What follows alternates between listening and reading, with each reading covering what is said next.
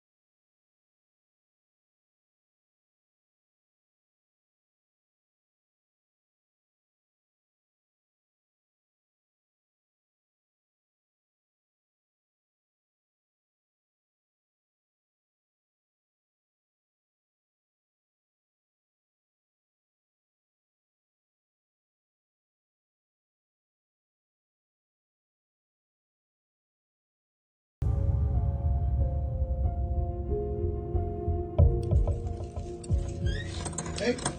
Yeah. How much of what I tell you will you put in the paper? My children read the paper. I'm not going to put anything on the paper. Nothing about confession, nothing like that, because I just don't want my children to see something that's... I can understand that. She's trying to do image management. She's going to look really cold, like a hardened person who can kill people. So she is concerned with how she's going to be viewed. There's a narcissistic element to psychopathy, and there's the control element, to be in charge. And she's doing both of those things. Wow. I killed Terry. Tell me how and why.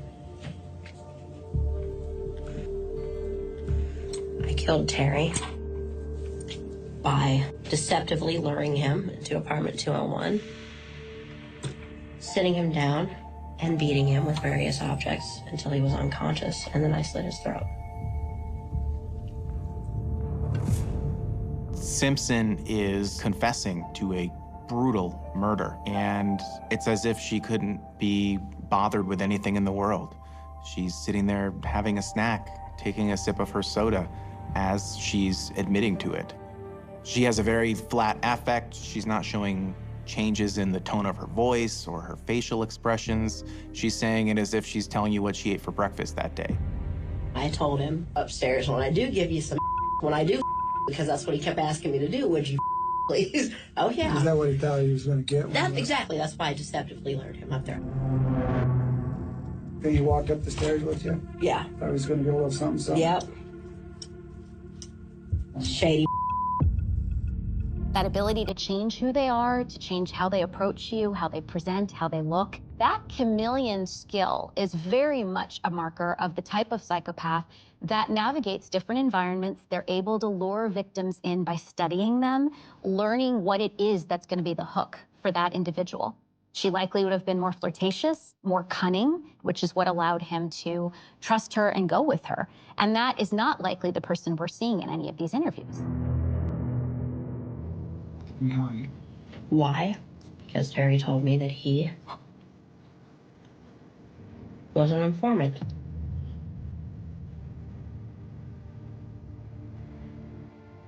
Okay. That's it. Who was he working for? He said that We met with the DA periodically, still, regarding cases that are, I don't know, 10 to 16 years old. It's crazy. There's no evidence that the victim ever was an informant. Simpson sees herself as some kind of a vigilante. It's her job to decide who lives and who dies. She is firmly convinced that her view is the reality and justifies her action. With psychopaths, once they've made up their minds, there's this narcissistic approach, like, I know it all, I know what I'm doing, I don't second guess myself because I'm right. They've decided they know what they're doing. So she was a little more impulsive in that way. And I asked him about the snitchings and did you really do these things? Did you say these things? Did you go to court for? Are you still going to court for? There's how many other that you're going to snitch on that you're planning on? And he told me everything, and I proceeded to beat him to death. With the tire iron. Tire iron, a stick, a hammer. Yes, I did have my hammer.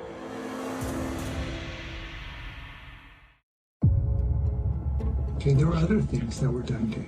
Yes, there were. Tell me about that. About what?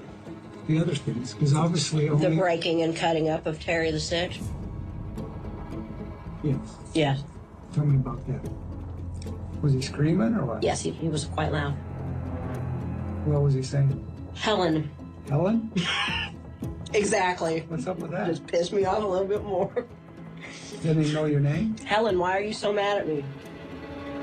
Simpson seems to think of herself as on a different level than other people, such that she believes this person is so wrong for being a snitch.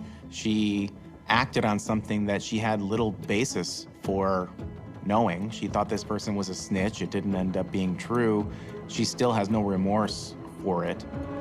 And she was so extreme in what she did to this person.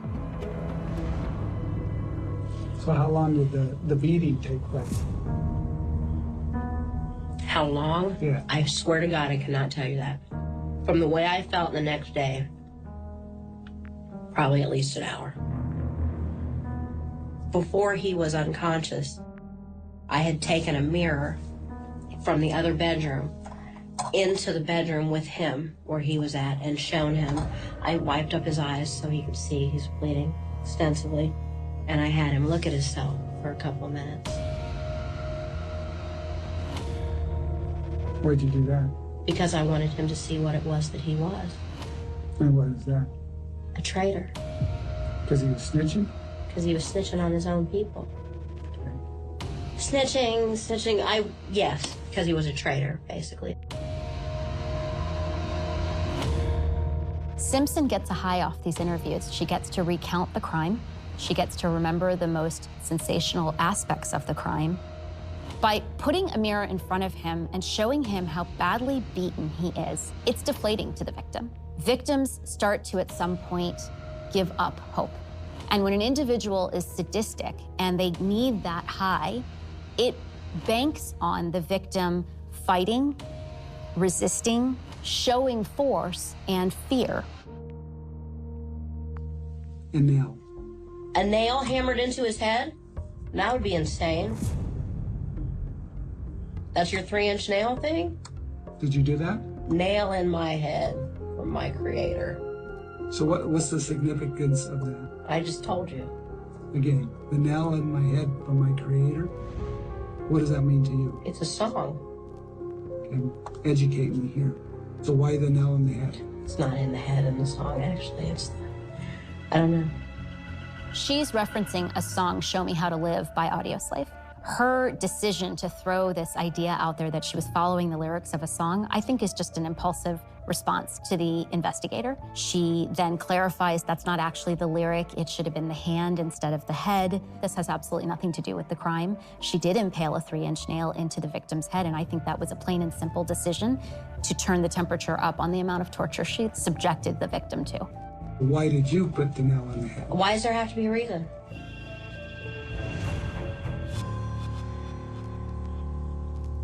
I did use a hammer, my favorite hammer, actually, that was already kind of distorted from previous to break him. It's cracked up pretty easy. You know how it is.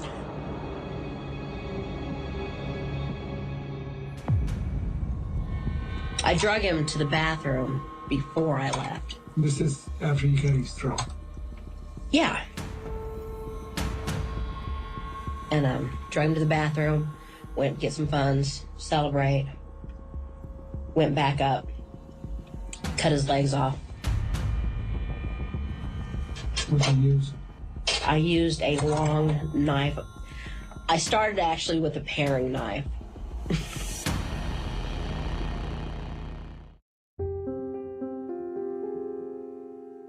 So when did you first start cutting him up? I first started cutting him up about 8 hours after he was dead. Is he stiff or is he... He's a little riggered, yeah.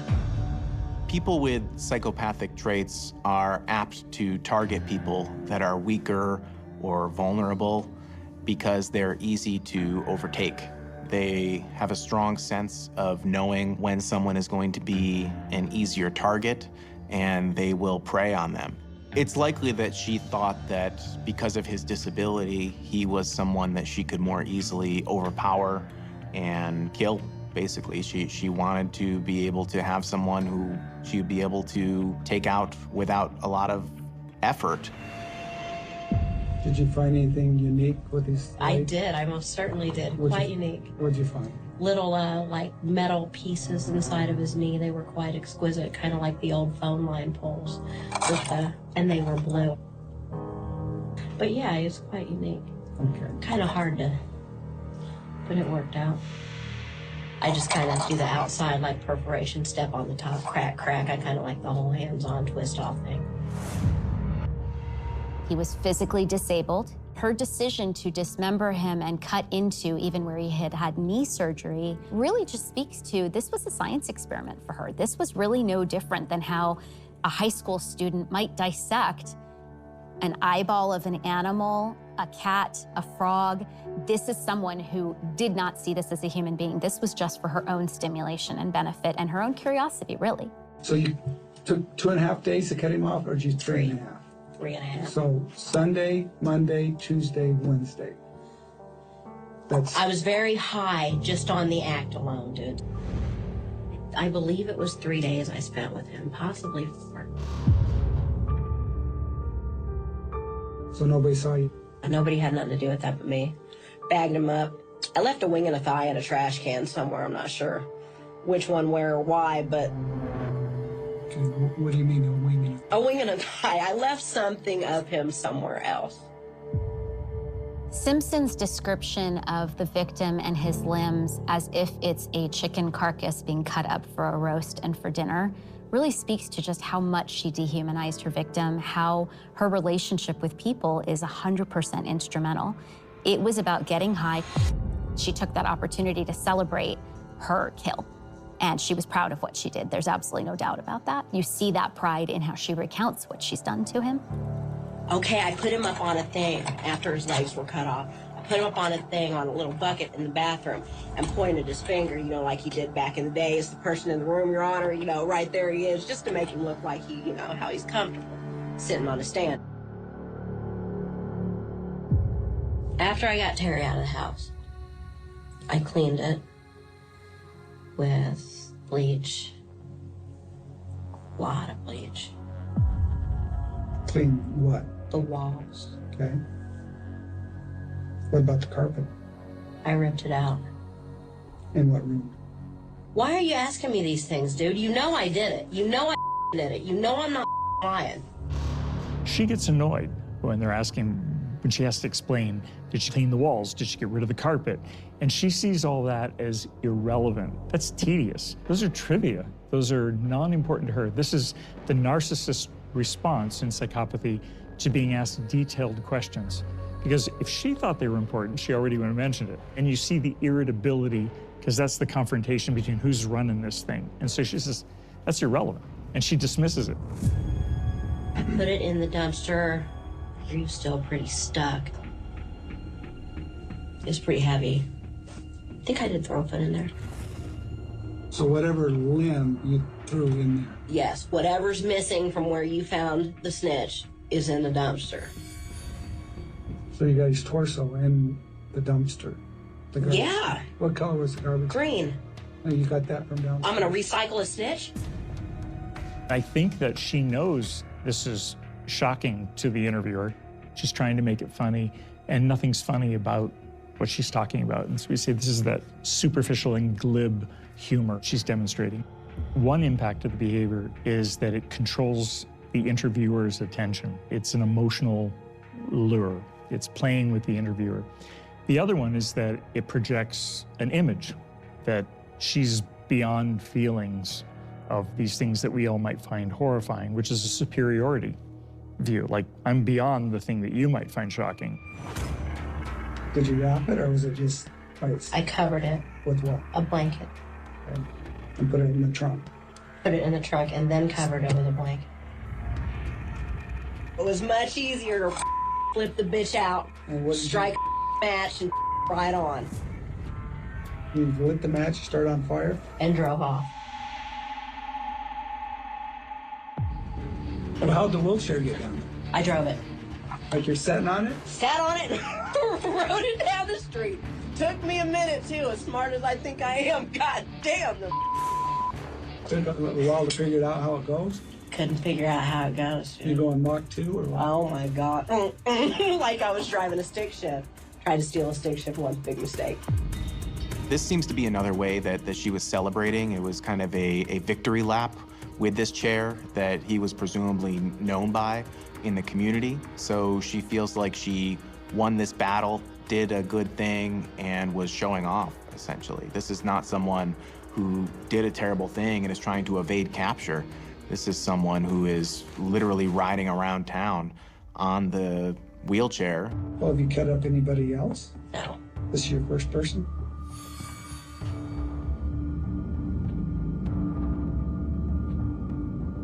I think we have enough. Have we not enough?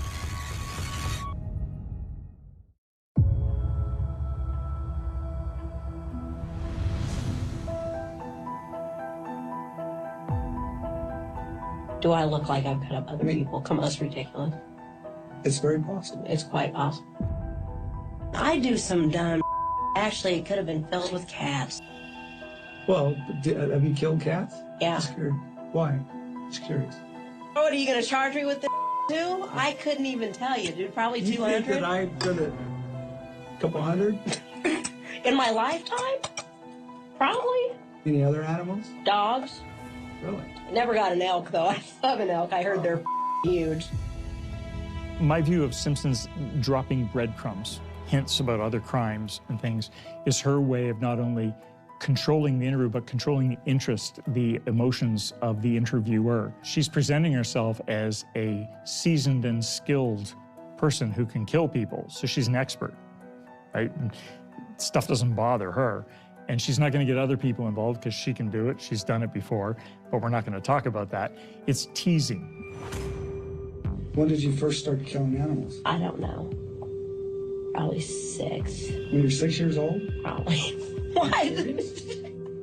No, I'm going to start lying now, dude. What the With psychopathic individuals, when they have a history of animal harm, it's not surprising that it starts during childhood. Oftentimes, they start with small animals such as birds, squirrels, hamsters, the family rodent, the family cat, the family dog. And the significance of starting with small animals is that they're easy to overtake. They're easy to overpower. It's easy to control them. When Simpson references that she hasn't gotten an elk yet, that's both a reference to her being a predator and a hunter, and everyone else that's living being prey. Why did you ask me about cats?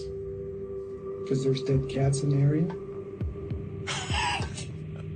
Shut up, I'm dude. serious. That's the only reason. You thought I might have something to do with some dead cats in the area? It's a hunch. Well, you know, pussies die. Whatever. Thank you.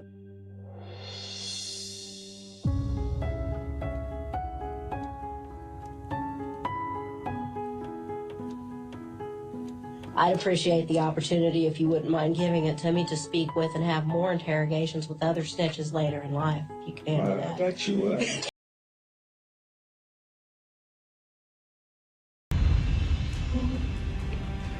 If I come over to your table, does that mean I'm innocent? Just a thought, you know, since my lawyer ain't showed up yet. He's probably stuck in the elevator somewhere. Kind of reminds me of the Three Stooges. Sorry. Which one gets to be Mo?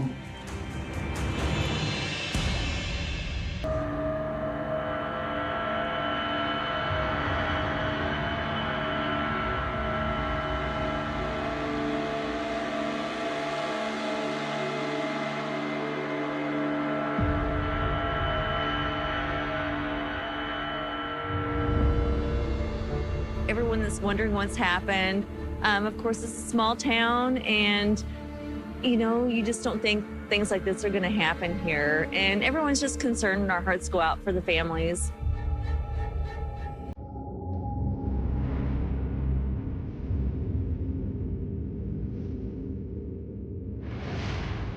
Family members mill about as sheriff's deputies, the Division of Criminal Investigation, and Altoona Rescue Crew, and then Des Moines Crime Scene Mobile Command descend on the farmstead. Tonight, hope for a break in the case. Investigators want to find a red 1995 Chevy Tahoe. The sheriff's office believes a man named Russell Overland is driving this truck. The big question tonight, could Russell Overland explain what led investigators to spend much of the night digging in the elderly couple's backyard?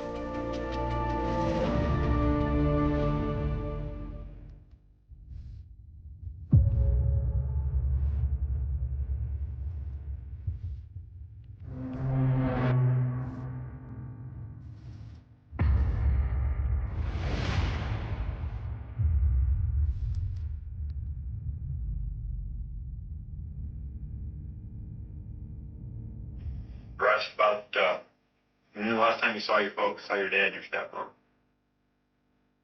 Well, let's see.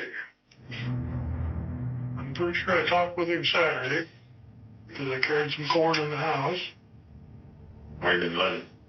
Just, well, since September, I've been staying at the camper at my dad's place. Who else lives there? Where? At your dad's place. Just my dad and my stepmom. Overland's history is consistent with somebody who is displaying a parasitic lifestyle. He hasn't been able to hold down jobs consistently. He has not only employment instability because of his work performance, but because interpersonally, he doesn't seem mature enough to realize how you handle interactions with bosses. He's in his 50s living on his parents' property in a trailer that they own. So you're saying on Sunday you didn't see your dad and Naomi at all that day? No. I know they went to church because the car was gone. You watch the news? Watch TV on the way down? You know, when you stop at the motel, I'm assuming you watch the news? Just the weather, basically.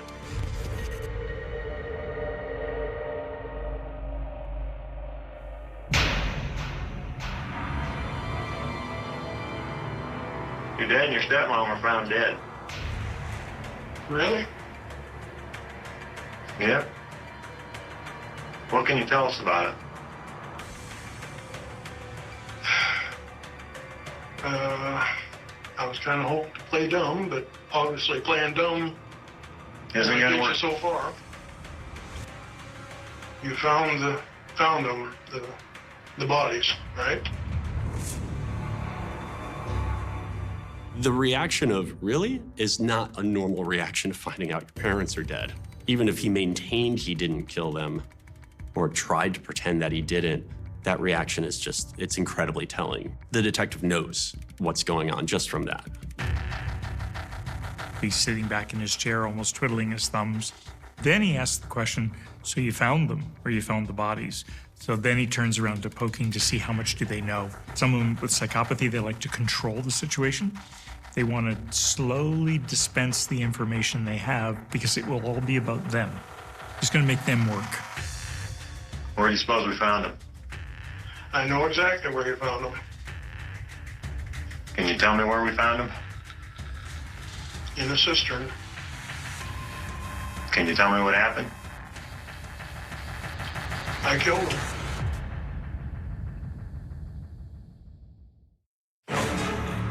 I hate my stepmom. You do?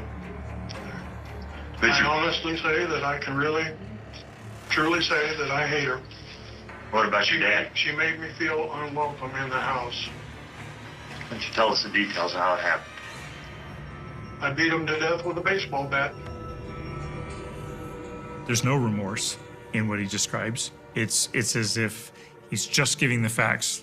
It happened this way, almost if you were narrating what was on a video. It's sort of this commentary on his own actions that's really indifferent and detached. I had enough. When I got back from church, I did it in the back porch. Were you waiting for him to come home from church? I was waiting for him. Naomi came in first. I was waiting by the deep freeze. She walked up, and I came at her right away with the baseball bat.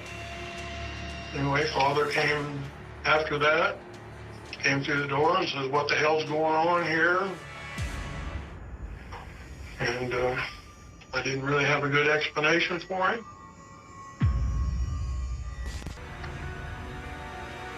How many times do you think you hit her altogether? Dozen, 15, whatever.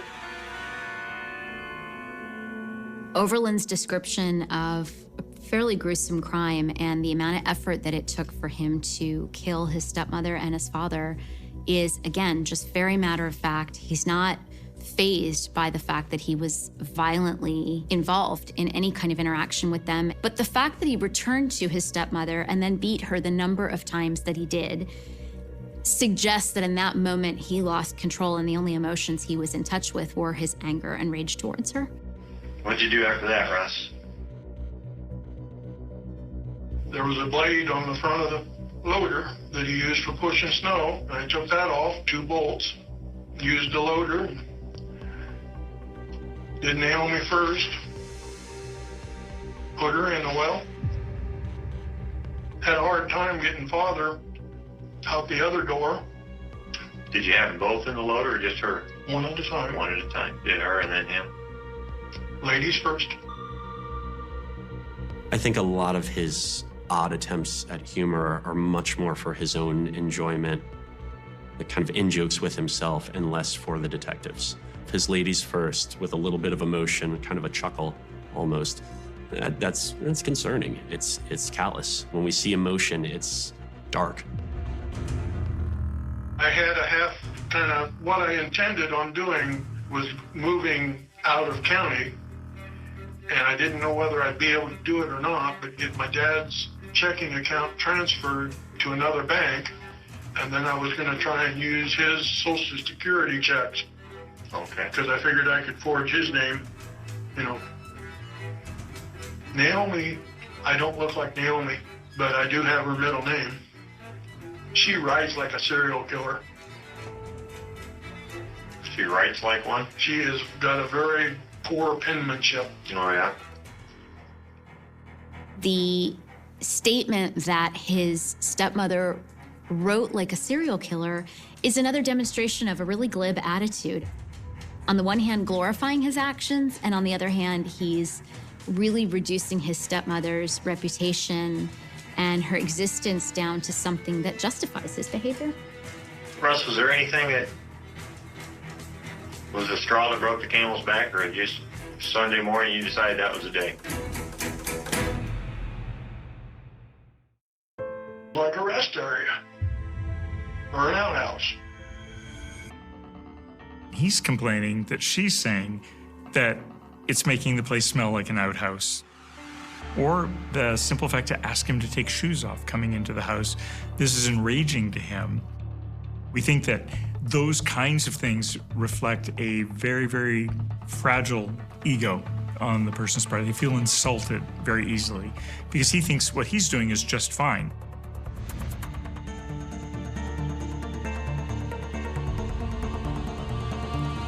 I'm in trouble with credit cards, and they were going after my dad's property because he had my name on the will that I would inherit it. So they were going to put a lien against it. So that made my dad mad, and he had to end up paying $6,500 to settle that bill. So that's another reason that I'm sure that Naomi hated me, because I was a bum. But I am a bum. I've been living off my dad. Is, you know, really I've been staying in a camper at my dad's place, but it's poor living, if you want to call it that. He owns the phrase, I'm a bum. There's some kind of self-loathing there that he's in the circumstances he's in. I'm wondering how much that financial reality is what kind of catalyzed it happening when it happened. Because suddenly he couldn't just cruise maybe the way he had. Between the low self-esteem from my dad and the negative feelings, feedback I'm getting from her, I truly say that I don't miss either one. I realize what I've done is bad, but like it's to me, it's a camel or a straw that broke the camel's back. She just basically made me feel as unwelcome as the plague. Sounds like this is kind of building up over a period of time then. It has. I have been literally thinking about it for at least 4 years. Because if I want to admit to it, I think I truly hate her. Okay. You're being honest, it sounds like. Russ, did anybody talk you into doing this to your dad and stepmom? My own idea. Did it on your own? My first, long time ago, I was thinking about smothering them in bed when they're asleep. But I didn't really know how effective it would be, you know, doing them both at the same time. So then my next thought was to get them while they're both watching Wheel of Fortune. In my way of thinking, I didn't think that I could do them separately. I might be able to do father first and then Naomi. But I thought if I took her out of the picture first, I'd have to do father. Overland's planning is somewhat half-baked. He doesn't really think through the logistics of how he's going to live on the run. He spends 4 years lying in wait in his head, trying to plot out the perfect way to get rid of them. But even there, you hear this lack of effort. He didn't want to have to struggle to do it. And then ultimately, he decides on a Sunday, while they're at church, that that's the day he's going to do it, and he lays in wait for them to come home and then bludgeons them both to death. Simple logistics or whatever, try to do the most effective job. I was going to do her 2 weeks ago with the axe. I thought, well, now I ain't sure how effective a baseball bat would be. You know, solid. One good whack. Not that I'm trying to be Lizzie Borden. Lizzie Borden is a well-known case of a woman who in the 1890s killed her own father and stepmother and stood trial for that. And the fact that Overland chooses to draw that parallel, I think, speaks to his own ego. He's proud of what he's done. This is somewhat self-aggrandizing. He's making himself important. He's making himself elevated in terms of his status. But I did dump Naomi in the well. She was still alive. And to me, that gave me great pleasure.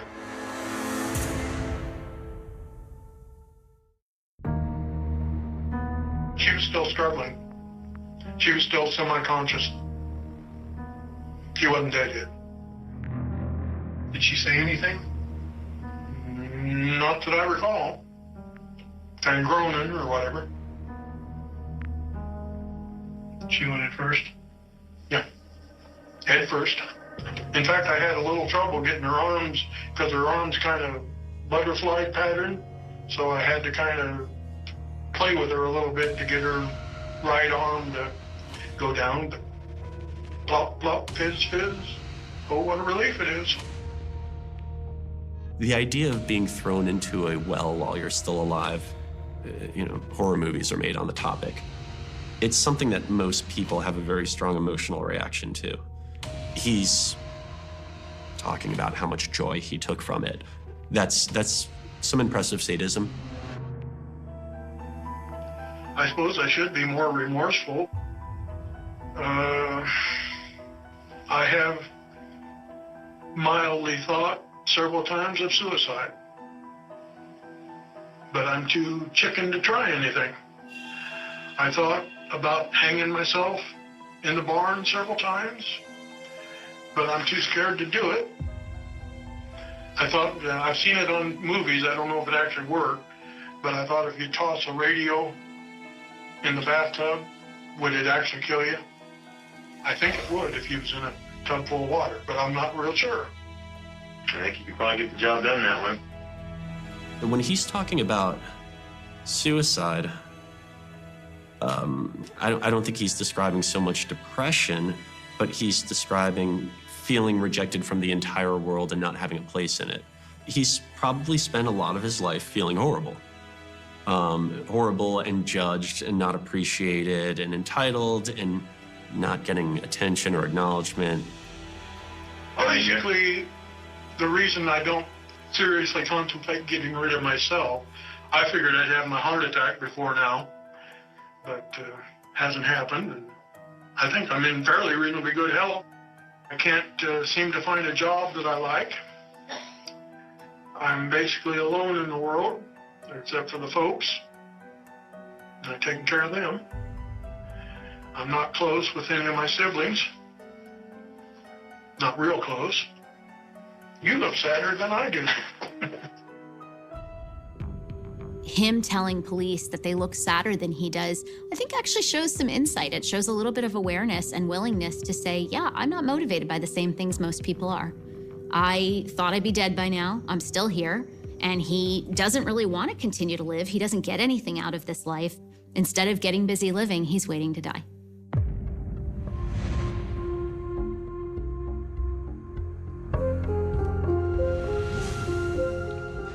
If I come over to your table, does that mean I'm innocent?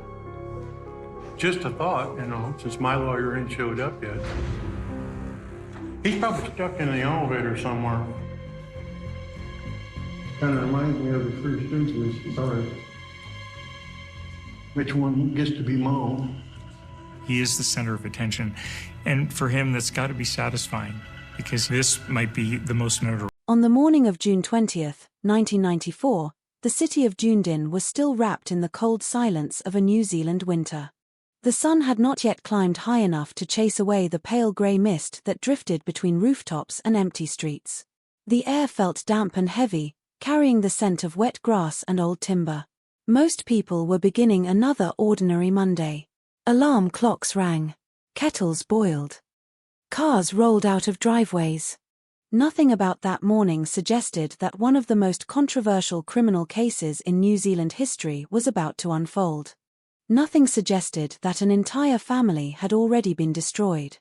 Inside a weathered house on every street, silence hung over the rooms like a thick blanket. A silence that concealed blood. A silence that concealed death. And a silence that would eventually divide an entire nation. 5 members of the Bain family lay dead inside that house. A father. A mother. 3 children. Each of them shot. Each of them forever frozen in the final moments of a nightmare nobody outside those walls had witnessed. Only one member of the family remained alive. 22-year-old David Bain. The sole survivor. The only voice left to tell the story. And perhaps the only person who truly knew what happened inside that house during the dark hours before dawn.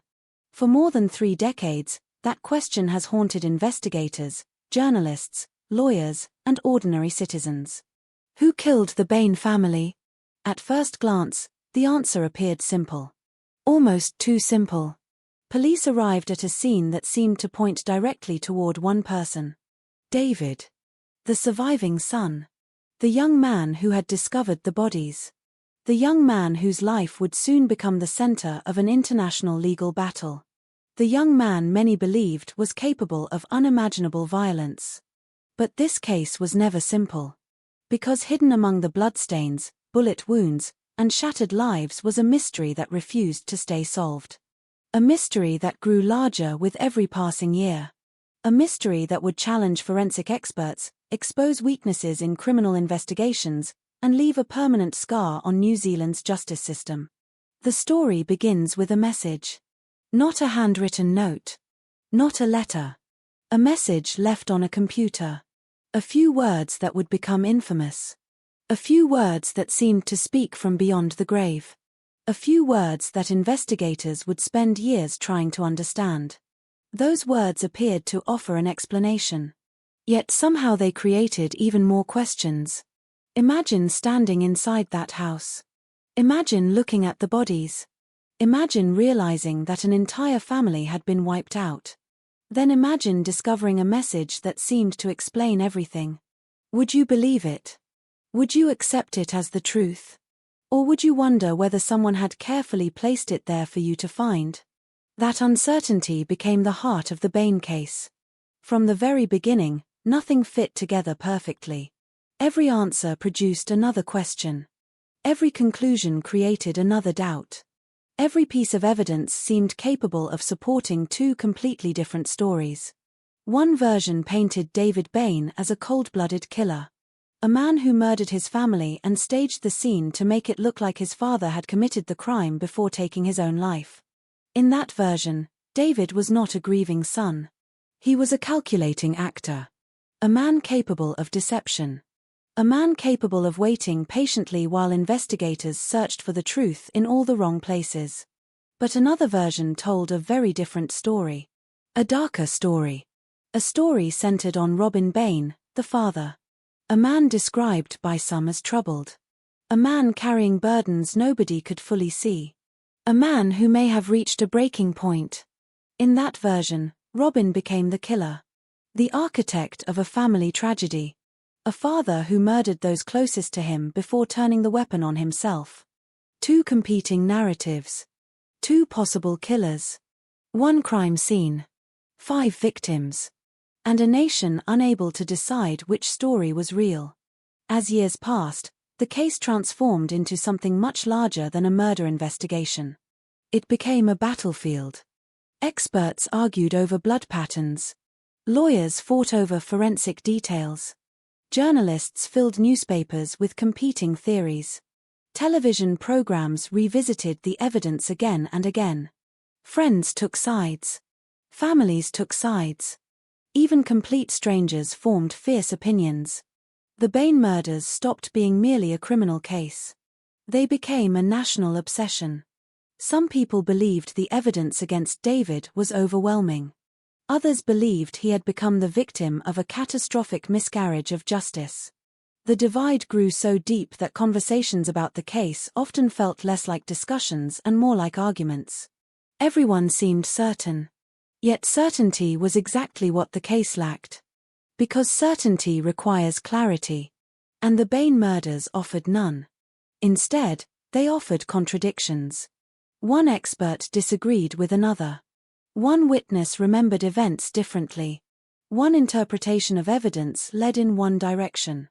Another interpretation led somewhere else entirely.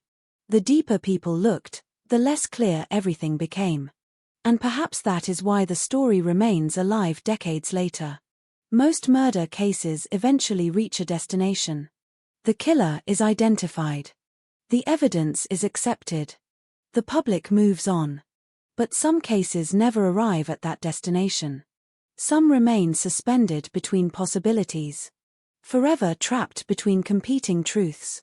The Bain case is one of them. To understand why, we must return to that house. Not to the courtroom. Not yet. Not to the headlines. Not yet. Back to the place where everything ended. Back to the place where an ordinary family spent their final hours together.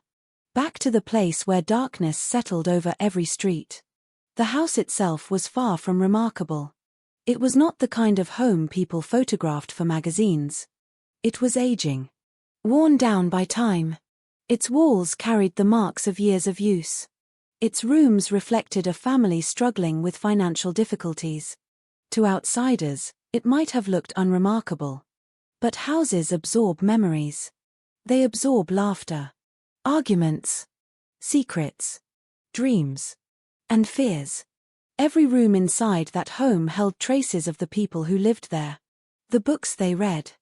The clothes they wore. The routines they followed. The lives they built. And on one terrible night, those rooms became silent witnesses to violence. They witnessed footsteps, movements, gunshots, panic, perhaps desperation. Perhaps rage.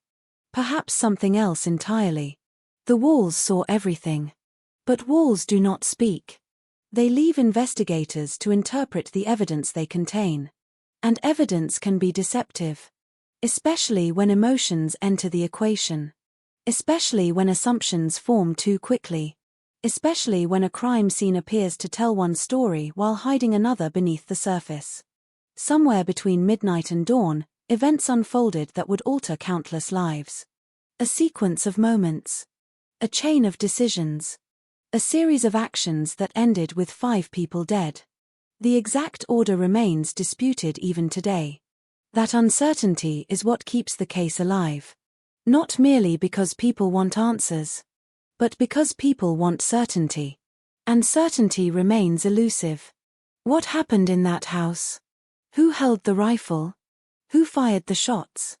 Who was the final person standing among the dead? The answers seem close enough to touch. Yet every attempt to grasp them reveals another layer of doubt. For investigators, the case became a puzzle. For lawyers, a battle. For journalists, a story. For the surviving families, a wound that never fully healed. And for the public, it became a mystery that refused to disappear. The passage of time usually softens the edges of tragedy. Memories fade. Attention shifts elsewhere. But some stories resist fading. The Bain family murders became one of those stories. A case revisited again and again. A case discussed in courtrooms, living rooms, universities, and newsrooms. A case that continues to provoke fierce debate long after the gunshots stopped echoing. Because at its core lies a question more unsettling than the murders themselves. What if everyone got it wrong? What if the person blamed was innocent? Or what if the person many later defended was guilty all along? Those possibilities continue to cast a shadow over every piece of evidence. Every testimony. Every theory. Every verdict. And so, before we examine the crime scene, before we explore the investigation, before we follow the twists and turns that transformed this tragedy into one of the most controversial legal battles in modern history, we must begin where all mysteries begin. With a family. A family living together under one roof. A family carrying private struggles hidden from public view. A family approaching a moment that would forever change New Zealand. Because long before the headlines, the appeals, the courtroom arguments, and the endless debate, there were simply 6 people sharing a home on every street. 5 of them would never leave it alive. And the 6th would spend decades at the center of a question that still has no universally accepted answer. What really happened inside the Bain house on that cold winter morning in June 1994? Dunedin sits near the southeastern coast of New Zealand's South Island, a city shaped by cold winds, steep hills, and a quiet resilience that often goes unnoticed by outsiders. In winter, the city seems to retreat into itself. The streets become quieter. The sky hangs low and grey for days at a time. Moisture gathers on windows. The smell of rain settles into wooden fences and aging houses. It is the kind of place where people know their neighbours, where routines matter, and where extraordinary violence feels almost impossible. In June of 1994, Dunedin was exactly that kind of city. Life moved at a measured pace. Students hurried between university buildings wrapped in heavy coats. Shopkeepers unlocked their doors each morning. Workers followed familiar routes through neighborhoods they had known for years. Families gathered around dinner tables. Children prepared for school. Nothing in the atmosphere suggested that one family was slowly approaching a point from which there would be no return. The Bain family lived on every street, a road whose name would eventually become known across the country. Long before journalists arrived and television cameras lined the sidewalks, it was simply another residential street. Houses stood close together. Gardens struggled through winter weather. Cars sat parked in driveways beneath layers of dew. The Bain home did not attract attention. It was not impressive. It was not beautiful. In many ways, it reflected the circumstances of the people living inside. Years of financial hardship had left visible scars throughout the property. Paint had faded. Maintenance had been postponed. Repairs often remained unfinished. The house appeared tired, as though it carried the weight of every difficult year the family had endured. Visitors sometimes described the interior as cluttered and worn. Rooms were crowded with belongings accumulated over decades. Furniture showed signs of heavy use. Carpets carried stains from ordinary life. The house was functional, but barely. Yet appearances rarely tell the entire story. Behind every front door exists a private world invisible to outsiders. The Bain household was no exception. At the center of that household stood Robin Bain. Tall, reserved, and deeply religious, Robin had once been viewed as an intelligent and promising man. He worked as a teacher and possessed a reputation for seriousness. Those who knew him often described him as quiet and introspective. But by the early 1990s, life had not unfolded according to the expectations he may once have held. Teaching no longer provided the stability it once had. Financial pressures mounted. The responsibilities of supporting a family weighed heavily on him. Observers would later debate Robin's emotional state endlessly, searching for clues hidden within years of behavior. Some saw a dedicated father burdened by hardship. Others saw a man carrying frustrations he struggled to control. The truth, like so many aspects of the Bain case, remained tangled within conflicting accounts and incomplete memories. Margaret Bain, Robin's wife, occupied a very different role within the family dynamic. Those who knew her often described a woman who had endured considerable challenges throughout her life. She managed the household under difficult circumstances, balancing practical responsibilities with the emotional demands of raising children. The marriage between Robin and Margaret was not viewed by everyone as a happy one. Accounts from people close to the family painted a picture of tension. Arguments occurred. Disagreements lingered. Financial stress placed additional pressure on an already strained relationship. Like countless couples facing hardship, they carried burdens that were rarely visible in public. What happened behind closed doors became one of the central questions investigators would later examine. Not because every troubled marriage ends in violence. Far from it. But because understanding the atmosphere inside the Bain home became essential to understanding the tragedy itself. Then there were the children. Each possessed a personality distinct from the others. Each carried hopes, fears, ambitions, and insecurities that would later become fragments in a much larger narrative. David Bain, the eldest son, would eventually become the most scrutinized figure in the entire case. Before the murders, however, he was simply another young man trying to find direction in life. He had interests. He had routines. He had friendships. People who knew him often described him as shy and somewhat awkward. He was not the sort of person who naturally drew attention to himself. He appeared reserved, more comfortable in familiar environments than crowded social situations. Yet beneath that outward appearance lay complexities that would later be dissected by prosecutors, defense lawyers, psychologists, journalists, and members of the public. Every aspect of his life would eventually be examined. Every habit. Every statement. Every inconsistency. Every expression. Few people could have imagined that one day an entire nation would debate his guilt or innocence. Stephen Bain was younger and known for his athletic abilities. Friends remembered a teenager with energy and potential. He participated in sports and appeared to possess ambitions that stretched beyond the confines of every street. His room reflected the interests of a young man looking toward the future. Like many teenagers, he occupied a world partly shared with family and partly hidden from them. Dreams often live in that private space. Plans for adulthood. Imagined careers. Future relationships. All of it abruptly ended before those possibilities could become reality. Arawa Bain pursued studies and possessed intellectual interests that distinguished her from her siblings. Those who knew her often remembered someone thoughtful and determined. She spent time focused on education and self-improvement, building a future through discipline and effort. Like her brother Stephen, she represented a life still unfolding. The story of who she might have become remained forever unwritten. Laniet Bain perhaps occupied the most complicated position within the family. Accounts regarding her relationship with other family members varied considerably. Some described emotional distance. Others recalled conflict. Still others remembered vulnerability. Over time, her experiences and personal struggles would become one of the most controversial aspects of the entire case. Years later, discussions surrounding Laniet would generate fierce debate because her life appeared to contain important clues about what may have been happening inside the household. But in 1994, she was simply a young woman attempting to navigate adulthood while carrying burdens known only to those closest to her. Together, these 6 individuals formed a family. Not a perfect family. Not a uniquely dysfunctional one. Simply a family living through challenges. They shared meals.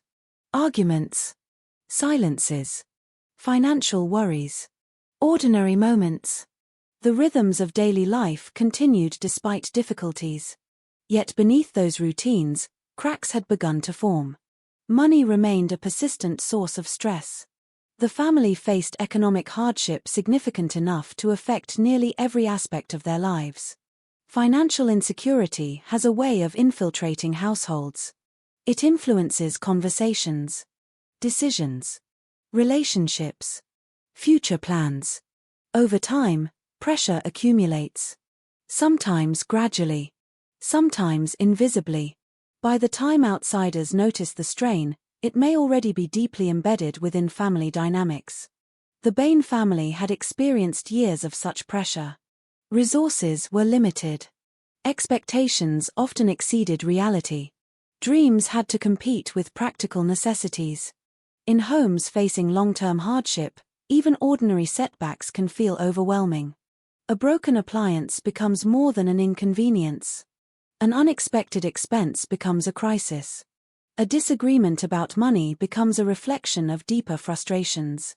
The house on every street absorbed all of it. Every disappointment. Every sacrifice. Every unresolved conflict. Winter intensified the atmosphere. Cold weather has a way of driving people indoors, forcing proximity even when relationships are strained. The days become shorter. Darkness arrives earlier. Rooms feel smaller. Tensions that might otherwise dissipate can linger. In June 1994, winter settled heavily over Dunedin. The Bain family spent more time within the confines of their aging house. The walls that provided shelter also trapped unresolved emotions. No one outside the family could fully understand what those emotions were. Even years later, investigators struggled to reconstruct the psychological landscape of the household. Witnesses offered differing perspectives. Some remembered tension. Others remembered normalcy. Human memory rarely functions like a camera. People notice different things. They interpret events differently. They remember selectively. As a result, the true emotional atmosphere inside the Bain home remains partly obscured. Yet one fact is undeniable. The family was not living in a state of peace. Whether those tensions were ordinary family struggles or signs of something darker remains one of the central mysteries of the case. What makes the Bain murders so compelling is that the tragedy did not emerge from a world of obvious criminality. There were no notorious gang connections. No public threats. No dramatic warnings visible to everyone. Instead, the story emerged from a seemingly ordinary household. The kind of household people pass every day without a second glance. And perhaps that is what makes family murders so unsettling. They force us to confront an uncomfortable reality. The most devastating violence sometimes originates not from strangers but from within the spaces we consider safest. The Bain home was supposed to be a place of protection. A refuge from the cold winds sweeping across Dunedin. A place where family members slept, studied, argued, laughed, and planned for the future. Yet as June progressed, that refuge moved closer to catastrophe. No neighbor could see it coming. No passerby could predict what would happen. The windows revealed nothing. The walls revealed nothing. Life continued as though tomorrow were guaranteed. But hidden beneath ordinary routines, the stage was being set for one of the most controversial criminal cases New Zealand would ever witness. Soon investigators would walk through those rooms searching for answers. Soon journalists would examine every detail. Soon lawyers would battle over interpretations of evidence. Soon the world would learn the names of Robin, Margaret, David, Stephen, Arawa, and Laniet Bain. But before any of that happened, they were simply a family living through another cold Dunedin winter. A family carrying private struggles. A family bound together by blood, history, and circumstance. A family approaching a night that would change everything. And somewhere within the silence of that aging house on every street, a truth existed. A truth hidden behind closed doors. A truth that, decades later, remains fiercely contested. Because understanding what happened on June 20th, 1994 requires understanding what came before it. The tensions. The relationships. The hopes. The disappointments. The invisible fractures running beneath the surface of daily life. Only then can we begin to understand how an ordinary family became the center of an extraordinary mystery. When people talk about the Bain murders, conversations almost always return to the same question. Who did it? Who pulled the trigger? Who was responsible for the deaths inside the house on every street? It is a question that has dominated headlines, documentaries, books, courtrooms, and public debate for decades. But buried beneath the arguments about guilt and innocence are 5 lives that are often overshadowed by the mystery itself. 5 people whose stories ended before they had the chance to finish writing them. 5 people who became evidence. Photographs. Forensic reports. Names in newspaper articles. Yet before they became victims, they were individuals with routines, hopes, fears, frustrations, and dreams. To understand the tragedy, it is necessary to understand who they were. Because every murder is more than a crime scene. It is the destruction of a human story. And on June 20th, 1994, 5 stories came to an end. Robin Bain was 58 years old. In photographs taken years before the tragedy, he often appeared serious, thoughtful, and somewhat distant. He was not known as a loud man. He rarely dominated conversations. Instead, he carried himself with a quiet intensity that some people interpreted as intelligence and others interpreted as emotional distance. Earlier in life, Robin had seemed destined for stability. He was educated. He was respected. He worked as a teacher. He held strong religious beliefs. For a time, those around him likely imagined a future that would follow a familiar path, a career, a family, and a peaceful progression into later life. But reality often unfolds differently than expected. By the early 1990s, many of those expectations had faded. Financial difficulties had become a constant presence. The family home reflected years of economic hardship. Responsibilities accumulated faster than solutions. Life had become heavier. Those who knew Robin offered different impressions. Some described a man trying to carry burdens that had become increasingly difficult to manage. Others recalled someone who seemed withdrawn, emotionally exhausted, and isolated. Human beings rarely fit neatly into simple categories. A person can be caring and flawed, strong and vulnerable, hopeful and defeated. Robin Bain appeared to be a man living within those contradictions. Like many fathers, much of his identity revolved around responsibility. Providing for a family. Maintaining stability. Meeting expectations. When those goals become difficult to achieve, the psychological toll can be immense. Yet the true contents of Robin's private thoughts remain unknowable. The only certainty is that whatever dreams he once carried had encountered years of disappointment. On countless mornings, he likely followed ordinary routines. Making breakfast. Preparing for work. Moving through the house while family members started their day. Ordinary actions that leave little trace behind. And that is perhaps the tragedy. The final event becomes so large that it erases thousands of ordinary moments that came before it. Margaret Bain was 50 years old. Where Robin often appeared reserved, Margaret's life seemed defined by endurance. Running a household under financial strain requires a unique kind of resilience. It involves constant calculation, stretching resources, managing responsibilities, absorbing stress. finding ways to keep moving forward when circumstances refuse to improve. Much of that work goes unnoticed. There are no awards for surviving difficult years. No public recognition for holding a family together through hardship. Yet those efforts shape daily life in countless invisible ways.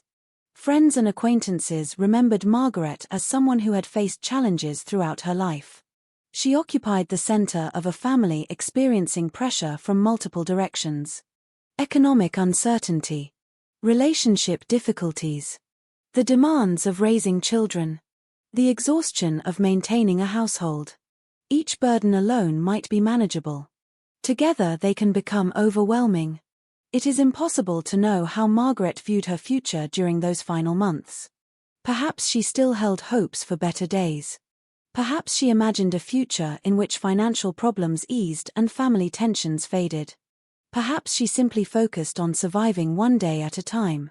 Whatever her hopes were, they ended inside the house she had spent years trying to maintain. Her death would later become one of the central pieces of evidence in a mystery that still divides public opinion. But before she became part of a criminal investigation, she was a mother. A wife. A woman whose life extended far beyond the circumstances of her death. Then there was Arawa Bain. Among the Bain children, Arawa often appeared focused on building a future through education. She was intelligent and ambitious. People who knew her frequently described someone determined to improve her circumstances through hard work. Education represented possibility. A path toward independence. A path beyond the limitations imposed by financial hardship. Many young adults carry a vision of the future that exists partly in reality and partly in imagination. Arawa was no different. There were likely careers she considered. Places she wanted to see. Experiences she hoped to have. Conversations she expected to share years later. The future exists most vividly in young adulthood. Life still feels open. Potential seems limitless. Mistakes appear recoverable. Time feels abundant. The tragedy of murder lies partly in its theft of that future. Every unrealized possibility disappears in an instant. The degrees never earned.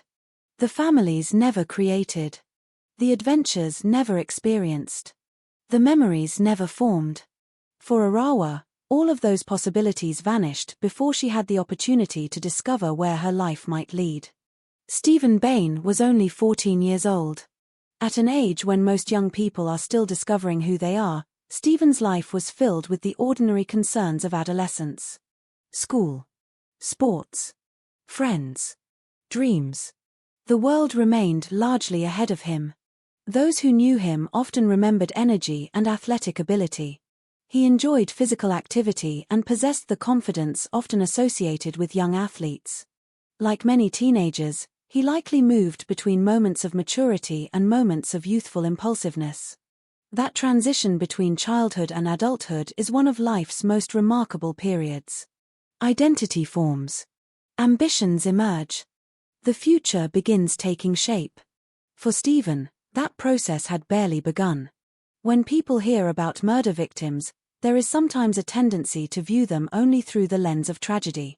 But Stephen's story was not defined by the way it ended.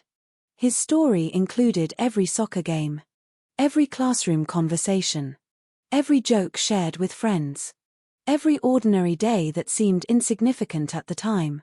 Those moments were his life. And they matter because they remind us that victims are more than names in a case file. They are entire worlds lost. Perhaps no member of the family remains more controversial than Laniet Bain. Years after her death, discussions surrounding her life would become deeply intertwined with competing theories about the murders. But before becoming a focal point in legal arguments, she was a young woman navigating her own complicated reality. Accounts of Laniet often describe someone searching for independence. Someone attempting to establish an identity separate from family expectations.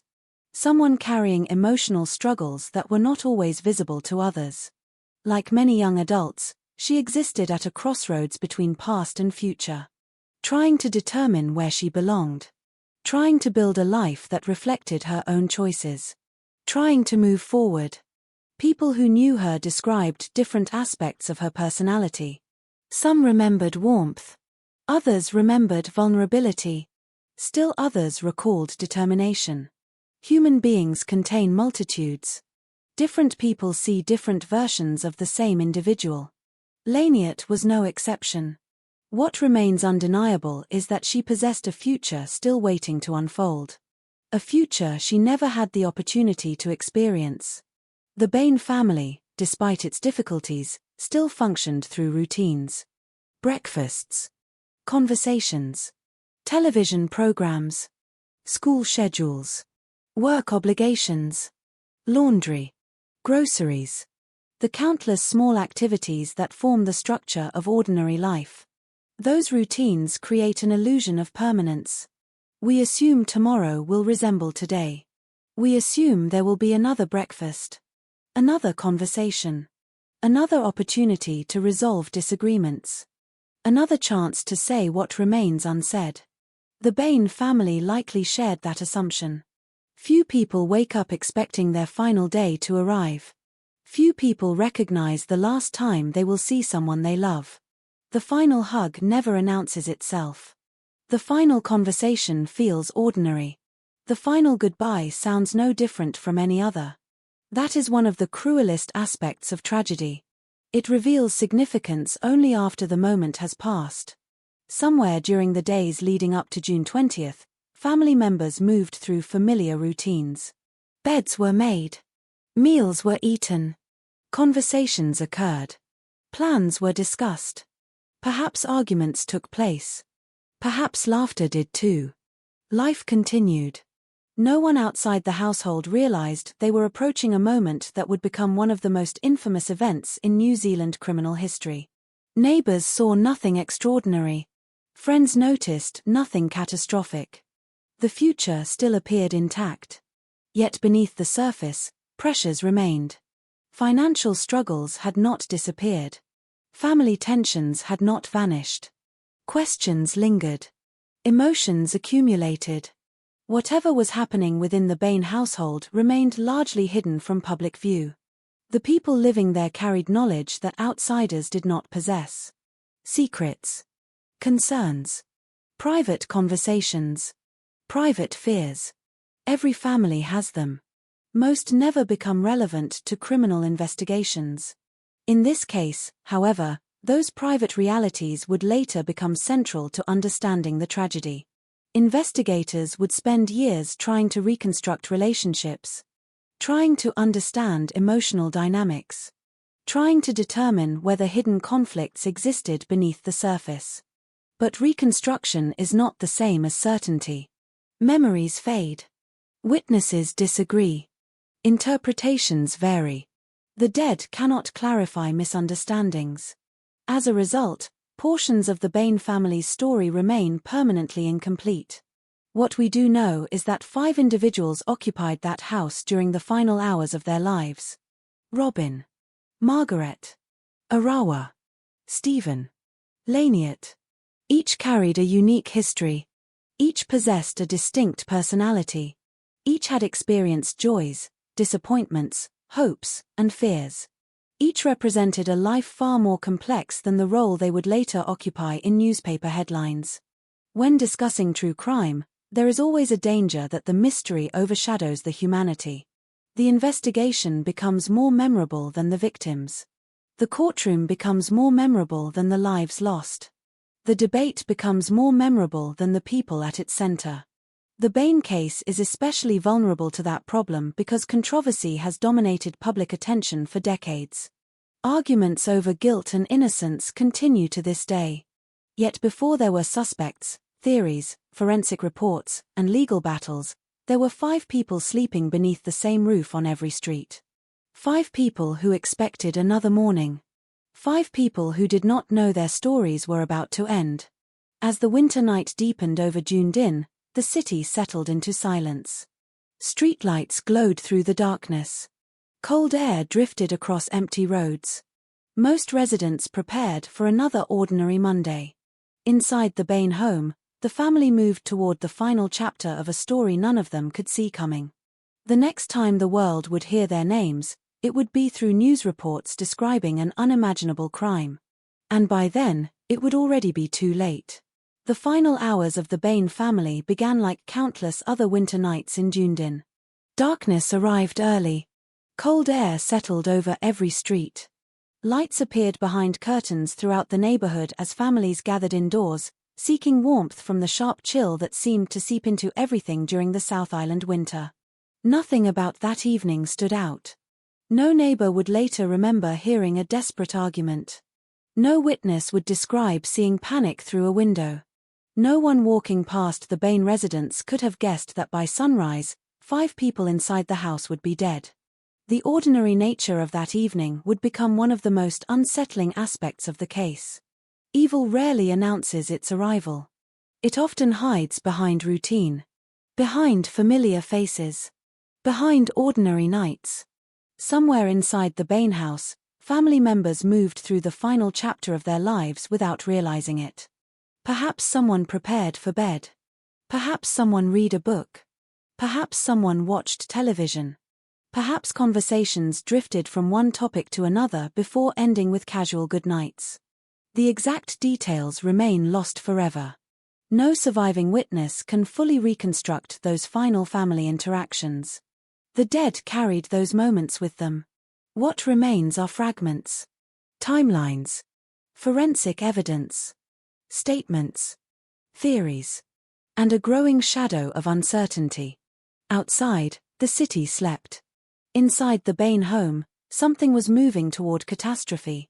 The house itself seemed particularly vulnerable during winter nights.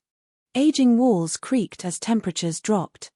The structure held decades of memories, but it also carried the wear and exhaustion of time. Rooms sat separated by narrow hallways. Doors closed against the cold. Family members retreated into private spaces. By late evening, silence gradually replaced the activity of the day. The world became smaller. Each bedroom became its own isolated universe. And somewhere within that darkness, events began unfolding that would forever alter New Zealand's criminal history. Investigators would later spend years attempting to establish an exact sequence. Minute by minute. Room by room. Shot by shot. Yet even after countless examinations, disputes remained. What happened first? Who encountered whom? Which victim died earliest? Which survived longest? The answers depend largely upon which theory a person believes. But certain facts remain uncontested. At some point during the night or early morning hours, a rifle was used. At some point, violence erupted inside the house. At some point, the first shot shattered the silence. That first shot may have been the moment everything changed. Or perhaps the tragedy had already begun long before a trigger was ever pulled. The first victim may have had no warning. Perhaps they were asleep. Perhaps they were startled awake only an instant before death arrived. The human mind naturally searches for final thoughts, final emotions, final realizations. But the truth is often unknowable. Violence unfolds quickly, too quickly. Lives that took decades to build can be erased in seconds. One moment a person is alive, occupied with ordinary concerns. The next, everything is gone. Within the Bain household, room after room became part of a nightmare. Robin Bain, Margaret Bain, Arawa Bain, Laniet Bain, Stephen Bain. Each would ultimately become a victim. Yet the circumstances surrounding their deaths remain at the center of one of the most bitterly contested debates in New Zealand history. One interpretation suggests a calculated series of murders committed by David Bain.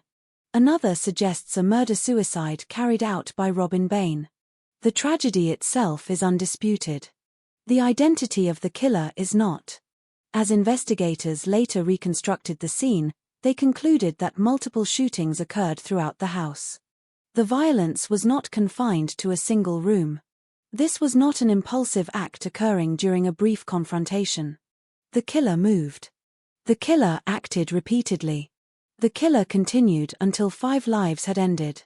That reality alone speaks to the horrifying nature of the crime. Every shot represented a decision. Every movement represented intention. Every victim represented another step deeper into catastrophe. Consider the terror that may have existed within those moments. Imagine being awakened by an unfamiliar sound. A loud crack echoing through the darkness. Confusion replacing sleep. Questions forming before answers can arrive. Then realizing something is terribly wrong. In family murders, victims often struggle to comprehend danger because the threat originates from within their own environment. The place that should be safest suddenly becomes deadly. The familiar becomes terrifying. Trust becomes vulnerability. The Bain murders force us to confront that possibility. The possibility that fear entered those rooms before death did. The possibility that at least some victims understood what was happening. The possibility that they knew the person standing before them. Those possibilities remain among the most disturbing aspects of the case. One of the most significant locations in the house was Stephen Bain's bedroom. Evidence suggested that Stephen may have fought back. Unlike some of the other victims, indications existed that a struggle occurred. This detail would later become crucial. If Stephen resisted, what does that reveal about the sequence of events? What does it reveal about the killer? What does it reveal about the final moments before death? Questions multiplied with every piece of evidence.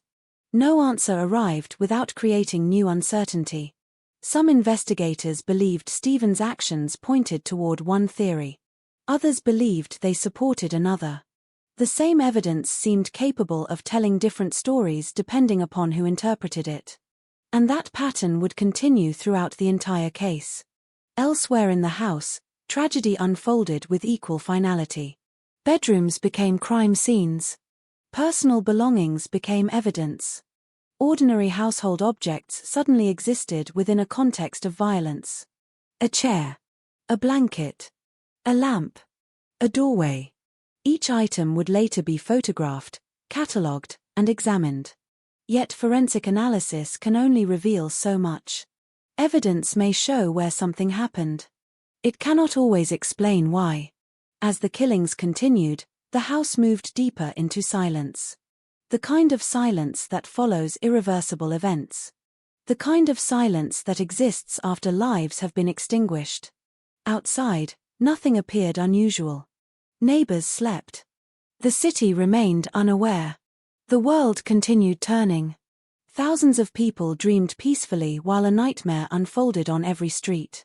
That contrast is one of the haunting realities of homicide investigations. Massive tragedies often occur while everyone else continues living ordinary lives. Entire worlds collapse unnoticed. By dawn, the violence had ended. 5 members of the Bain family were dead. 1 remained alive. David Bain. What happened next would become almost as controversial as the murders themselves. According to David's account, he followed his normal routine that morning. He left home to complete a newspaper delivery route. It was a task he regularly performed. The route required him to move through sleeping neighborhoods during the early hours before sunrise. Delivering newspapers. Following familiar streets. Performing familiar work. If his account was true, he was away from the house while the murders occurred. If prosecutors were correct, the route itself became part of an elaborate effort to construct an alibi. The significance of those early morning hours cannot be overstated. Nearly every major theory revolves around them. What happened before David left? What happened after he returned? What opportunities existed? What timeline best fits the evidence? These questions would dominate courtrooms for years. After completing the newspaper run, David returned home. What he claimed to discover would shock the nation. Inside the house lay the bodies of his family. His mother. His father. His brother. His sisters. Dead. The emotional reality of such a discovery is almost impossible to comprehend. Most people will never experience anything remotely similar. To walk into a house expecting ordinary life and instead encounter death in room after room. To realize everyone you know inside that home is gone. To understand, within moments, that nothing will ever be normal again. David contacted emergency services. His call would later become one of the most scrutinized pieces of evidence in the entire case. Investigators listened repeatedly. Lawyers analyzed every word. Supporters and critics examined his tone, his reactions, and his behavior. Some heard genuine shock and grief. Others heard performance. Interpretation once again became inseparable from belief. The call did not settle the mystery. It deepened it. By the time emergency responders arrived, the scale of the tragedy became apparent. This was not a single homicide. This was not a domestic dispute ending in one death. An entire family had been destroyed. Such crimes are rare. Their rarity magnifies public fascination. People instinctively search for explanations. They want motives. They want certainty. They want the world to make sense again. But the Bain case would resist that desire from the very beginning. Because almost immediately, investigators encountered something extraordinary. A message on a computer. A message that appeared to provide an explanation. A message that would become one of the most famous pieces of evidence in New Zealand criminal history. At first glance, it seemed straightforward. A final statement. A farewell. A confession. Yet almost as soon as it was discovered, questions emerged. Who wrote it? When was it written? What did it truly mean? Was it genuine? Or was it staged? The message transformed the crime scene from a horrific murder investigation into something even more complex. A puzzle. A battlefield of competing interpretations. A mystery that refused to stay solved. As news of the killings spread, shock rippled through Dunedin. Then across New Zealand. People struggled to understand how such violence could occur within a family. The story seemed impossible. 5 deaths. 1 survivor. A cryptic message. An apparent absence of clear answers. Public attention intensified almost immediately. Reporters sought information. Neighbors were questioned. Friends attempted to process the unimaginable. The Bain family had become national news. Yet behind every headline remained a brutal reality. 5 people were dead. 5 futures had vanished. 5 lives had ended inside a modest house on every street. The debates that would follow had not yet begun. The legal battles had not yet started. The forensic controversies remained in the future. At that moment, there was only tragedy. A devastated family. A blood-stained house. And a question hanging over everything. What exactly had happened during those final hours? Because although the shooting had ended, the mystery was only beginning. The house contained answers. Or at least fragments of answers. Investigators would soon enter every room searching for them. They would photograph evidence. Measure blood patterns. Examine fingerprints. Analyze timelines. Interview witnesses. Construct theories. And challenge assumptions. The search for truth would consume years. It would cross continents. It would overturn convictions. It would divide experts. It would leave one question unresolved even decades later. The violence itself lasted only a short period of time. Its consequences would last generations. As daylight spread across Dunedin on June 20, 1994, the city slowly awakened to a reality it could not yet fully understand. Behind the walls of the Bain House, one of the most controversial murder cases in modern history had already begun. And the deeper investigators looked, the more complicated everything would become. By the time investigators arrived at the Bain residence on the morning of June 20, 1994, the violence was over. The gunshots had faded into silence. The killer was gone. The victims could no longer speak. All that remained were traces. Fragments. Blood. Objects frozen in place. And a house that seemed to be holding its breath. Crime scenes often tell stories. Not complete stories. Not perfect stories. But stories nonetheless. Every footprint, every stain, every misplaced object carries information waiting to be interpreted. The challenge lies in separating fact from assumption. Because a crime scene does not explain itself. It simply presents evidence. Human beings must decide what that evidence means. And in the Bain case, that task would prove far more difficult than anyone initially imagined. The first officers entering the house encountered a level of devastation rarely seen. Multiple victims. Multiple locations. Multiple questions.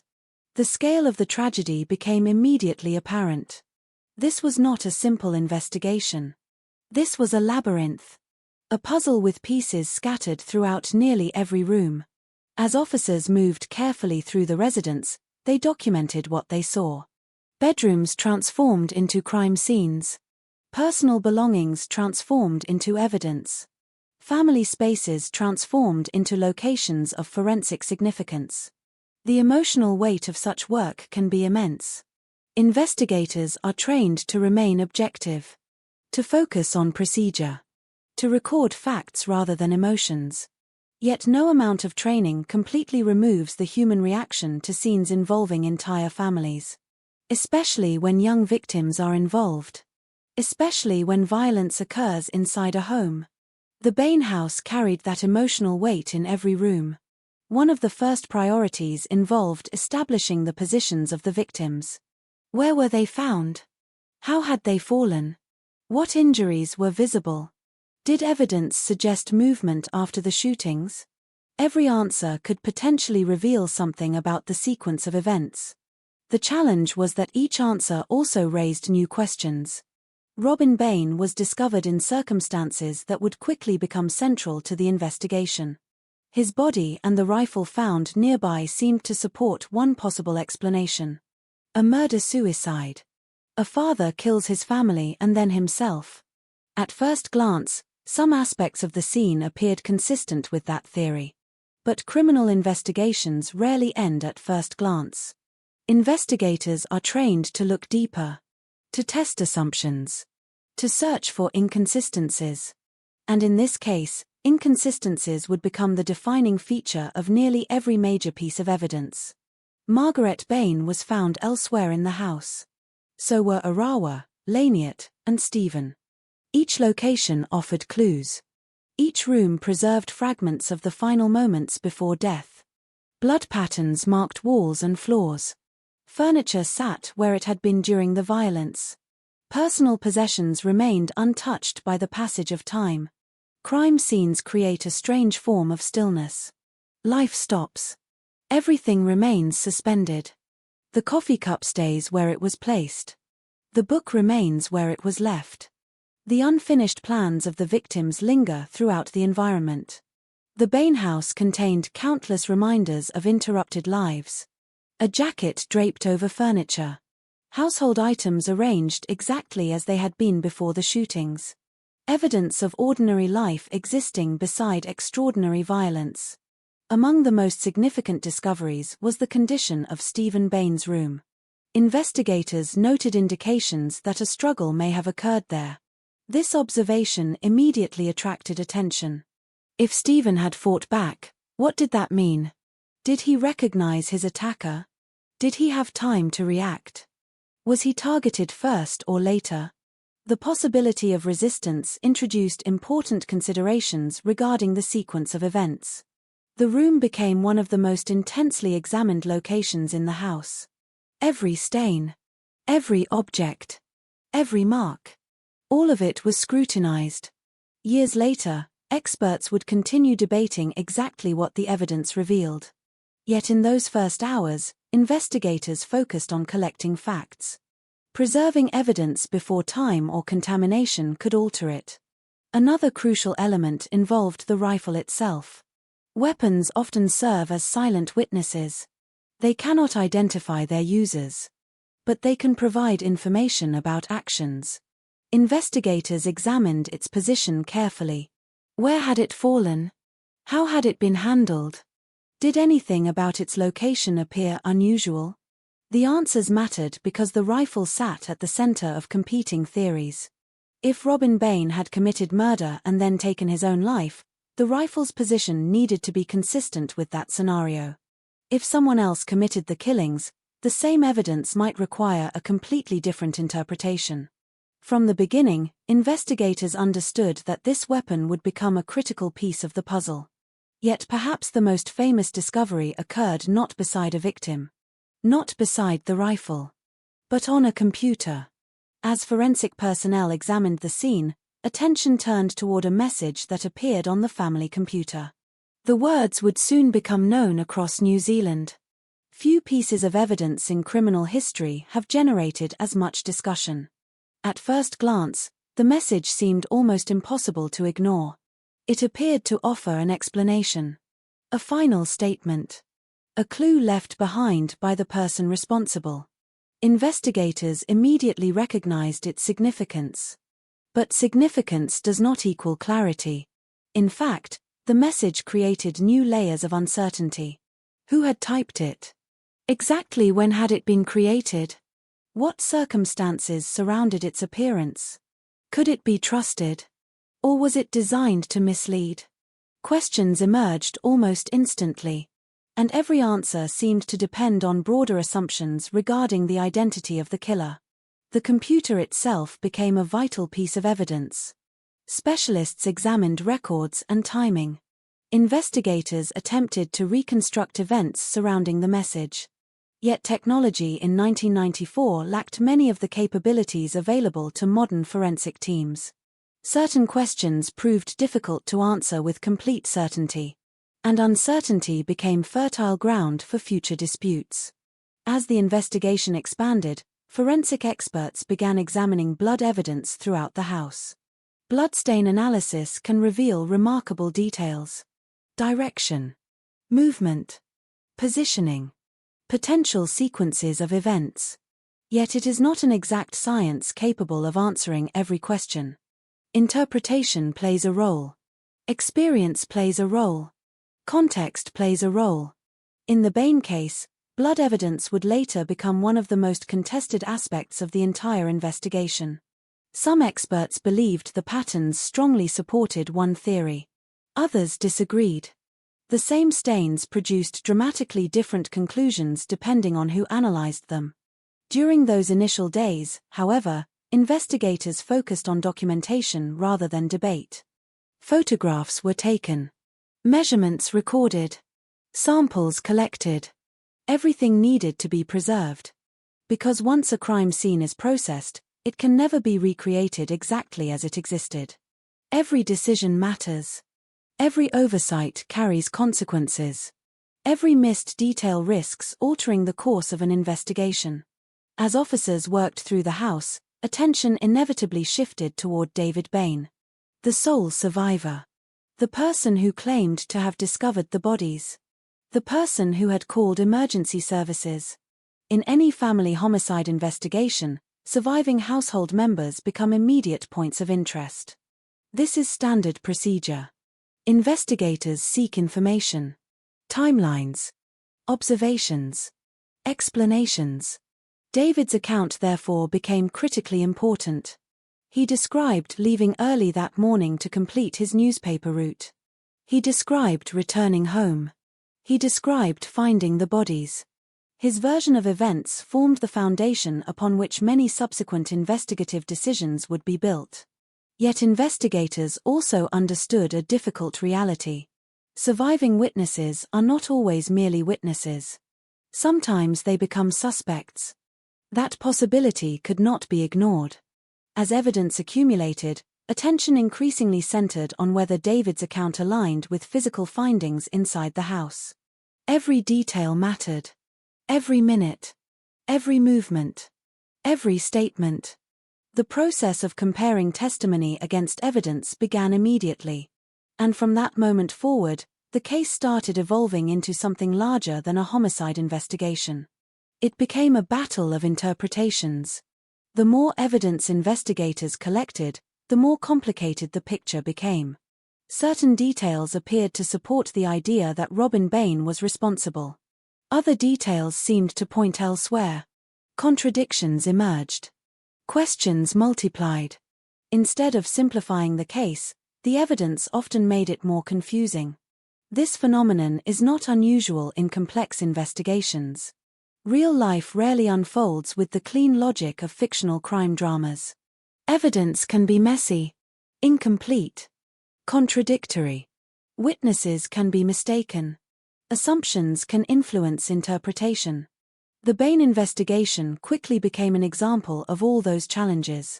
Outside the house, public interest began growing rapidly. Media organizations recognized the extraordinary nature of the case. An entire family murdered. One survivor. A mysterious computer message. The story contained all the elements capable of capturing national attention. Journalists sought information relentlessly. Neighbors were interviewed. Friends were questioned. Speculation spread. People wanted answers. Yet inside the investigation, answers remained elusive. Investigators continued examining timelines. Forensic experts continued analyzing evidence. Detectives attempted to construct a coherent narrative from countless fragments. The difficulty lay in the fact that multiple narratives seemed possible. One theory appeared convincing until another piece of evidence complicated it. A strong conclusion would emerge only to be challenged by another observation. The case resisted certainty. As days passed, forensic reports began shaping investigative priorities. Attention increasingly focused on whether the scene represented a murder-suicide or a multiple homicide committed by another individual. That distinction mattered enormously, not only because it determined who was responsible, but because it influenced the interpretation of nearly every piece of evidence. A bloodstain might mean one thing under one theory and something entirely different under another. A timeline could appear reasonable from one perspective and impossible from another. The investigation became an exercise in competing possibilities. Yet despite the complexity, investigators understood that public pressure would eventually demand conclusions. Families wanted answers. The community wanted answers. The nation wanted answers. The house on every street could not remain a mystery forever. Or at least that was the expectation. But some mysteries refuse to cooperate. Some cases become more complicated the deeper investigators look. The Bain murders appeared destined to become one of those cases. Because hidden among the evidence were details that would continue generating controversy for decades. Details that would challenge experts. Details that would fuel appeals. Details that would eventually contribute to one of the most dramatic legal reversals in New Zealand history. At the time, however, none of that was yet visible. Investigators stood at the beginning of a long journey. The victims had been identified. The evidence had been collected. The crime scene had revealed what it could reveal. Now came the harder task. Determining what all those fragments meant. Determining who was telling the truth. Determining who was lying. Determining whether the answer had been sitting in plain sight from the very beginning. Or whether the real story remained hidden beneath layers of assumption. The house on every street had surrendered its physical evidence. But evidence alone would not solve the mystery. To find answers, investigators would need to move beyond the crime scene and into the lives of the people who lived there. And as they did, suspicion would begin narrowing toward a single individual. The only member of the Bain family still alive. David Bain. In the days following the murders, the Bain house slowly transformed from a crime scene into something else entirely. A battlefield. Not a battlefield of weapons and armies, but of theories, interpretations, and competing narratives. The victims had been buried. The evidence had been collected.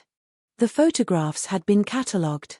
Now investigators faced the most difficult challenge of all. Turning fragments into certainty.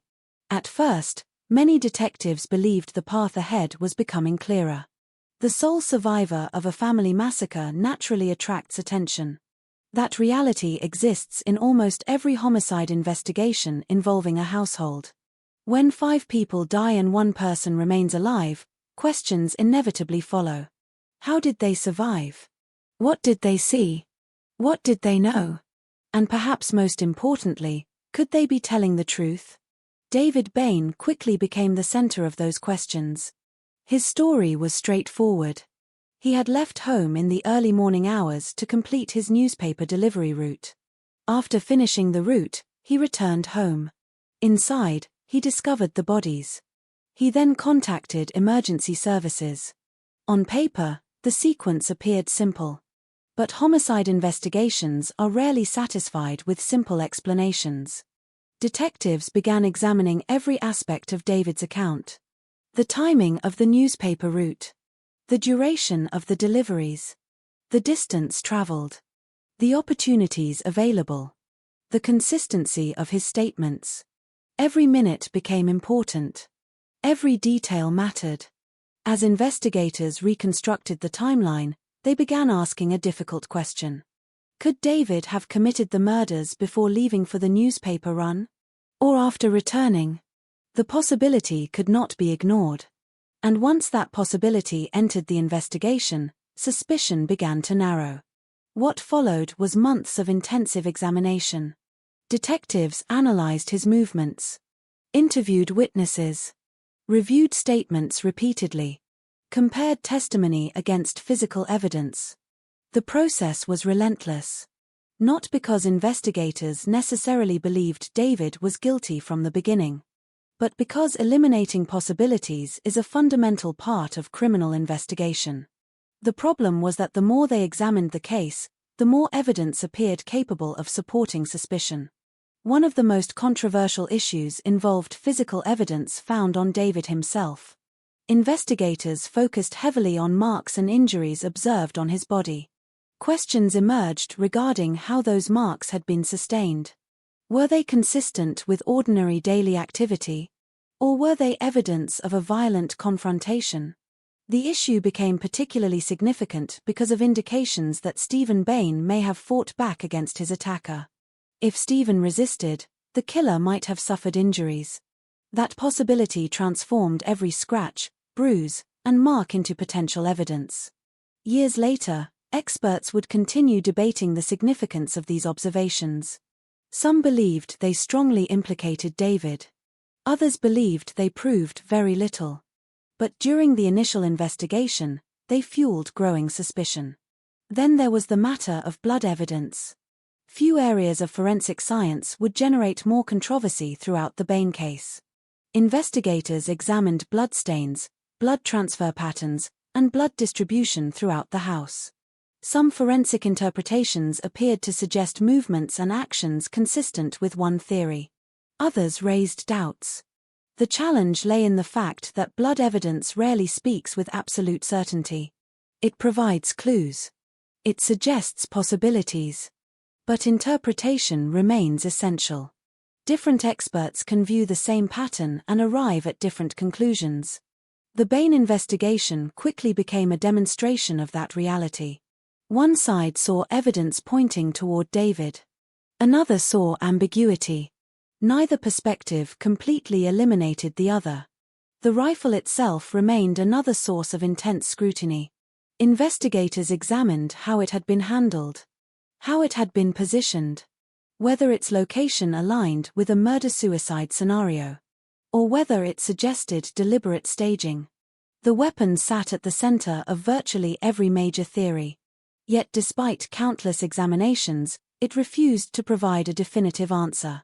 The same evidence continued supporting competing narratives. As suspicion intensified around David, detectives expanded their examination beyond physical evidence. They began exploring family relationships, motives, personal histories, emotional dynamics. The question shifted from whether David could have committed the crime to why he might have done so. Finding motive is often one of the most difficult aspects of homicide investigations. Human behavior rarely fits simple explanations. People act for complicated reasons. Sometimes reasons even they do not fully understand. Investigators searched for tensions within the Bain household. Conflicts, resentments, financial disputes, emotional struggles. Anything capable of explaining such extraordinary violence. Certain aspects of family life attracted attention. The household had experienced years of financial hardship. Relationships appeared strained. Accounts from friends and acquaintances suggested underlying tensions. No family exists without conflict. But detectives needed to determine whether those conflicts had crossed into something more dangerous. The deeper they looked, the more complicated the family portrait became. Yet complexity does not automatically establish guilt. That distinction would become increasingly important. Because while investigators focused heavily on David, alternative possibilities remained alive. Most notably, the possibility that Robin Bain had committed the murders before taking his own life. The murder-suicide theory never disappeared. Instead, it existed alongside growing suspicion toward David. Each theory possessed strengths. Each theory possessed weaknesses. And each theory found supporters. Those who believed Robin was responsible pointed to the computer message. The apparent positioning of the rifle. Certain family dynamics. Accounts suggesting emotional difficulties. From their perspective, the evidence painted a picture of a troubled father reaching a breaking point. The murders represented a catastrophic collapse. A final act of violence directed both outward and inward. To them, David was not a killer. He was the lone survivor of an unimaginable tragedy.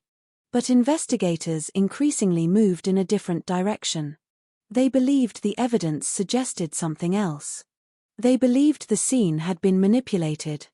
They believed the message on the computer was not genuine. They believed David had both motive and opportunity. And perhaps most importantly, they believed the physical evidence supported that conclusion.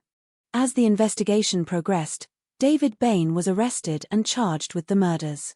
The decision transformed the case instantly. Public interest exploded. The story now possessed a central figure. A suspect. A survivor turned accused killer. For many people, the arrest seemed logical.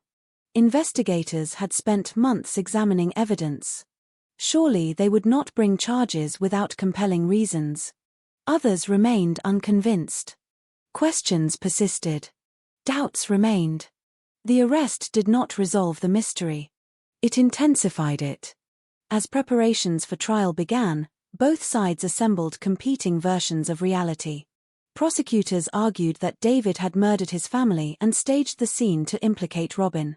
The defense argued that investigators had reached the wrong conclusion. The difference between those positions could not have been greater. One portrayed David as a calculating mass murderer.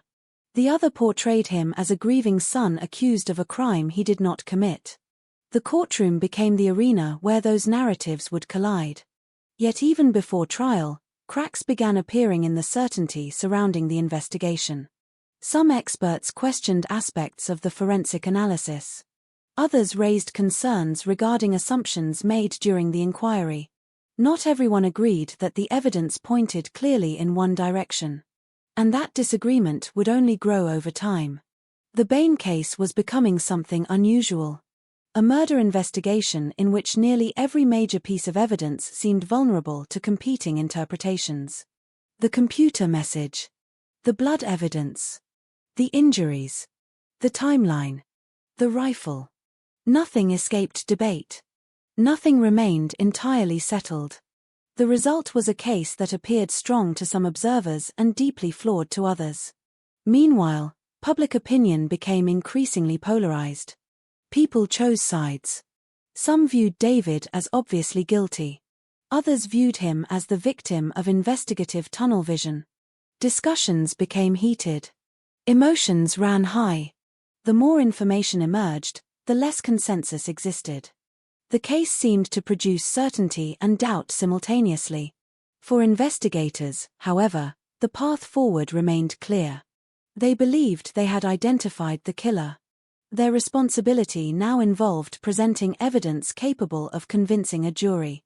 Yet hidden beneath the surface of the investigation were questions that had not disappeared. Questions regarding Robin Bain's mental state. Questions regarding family relationships.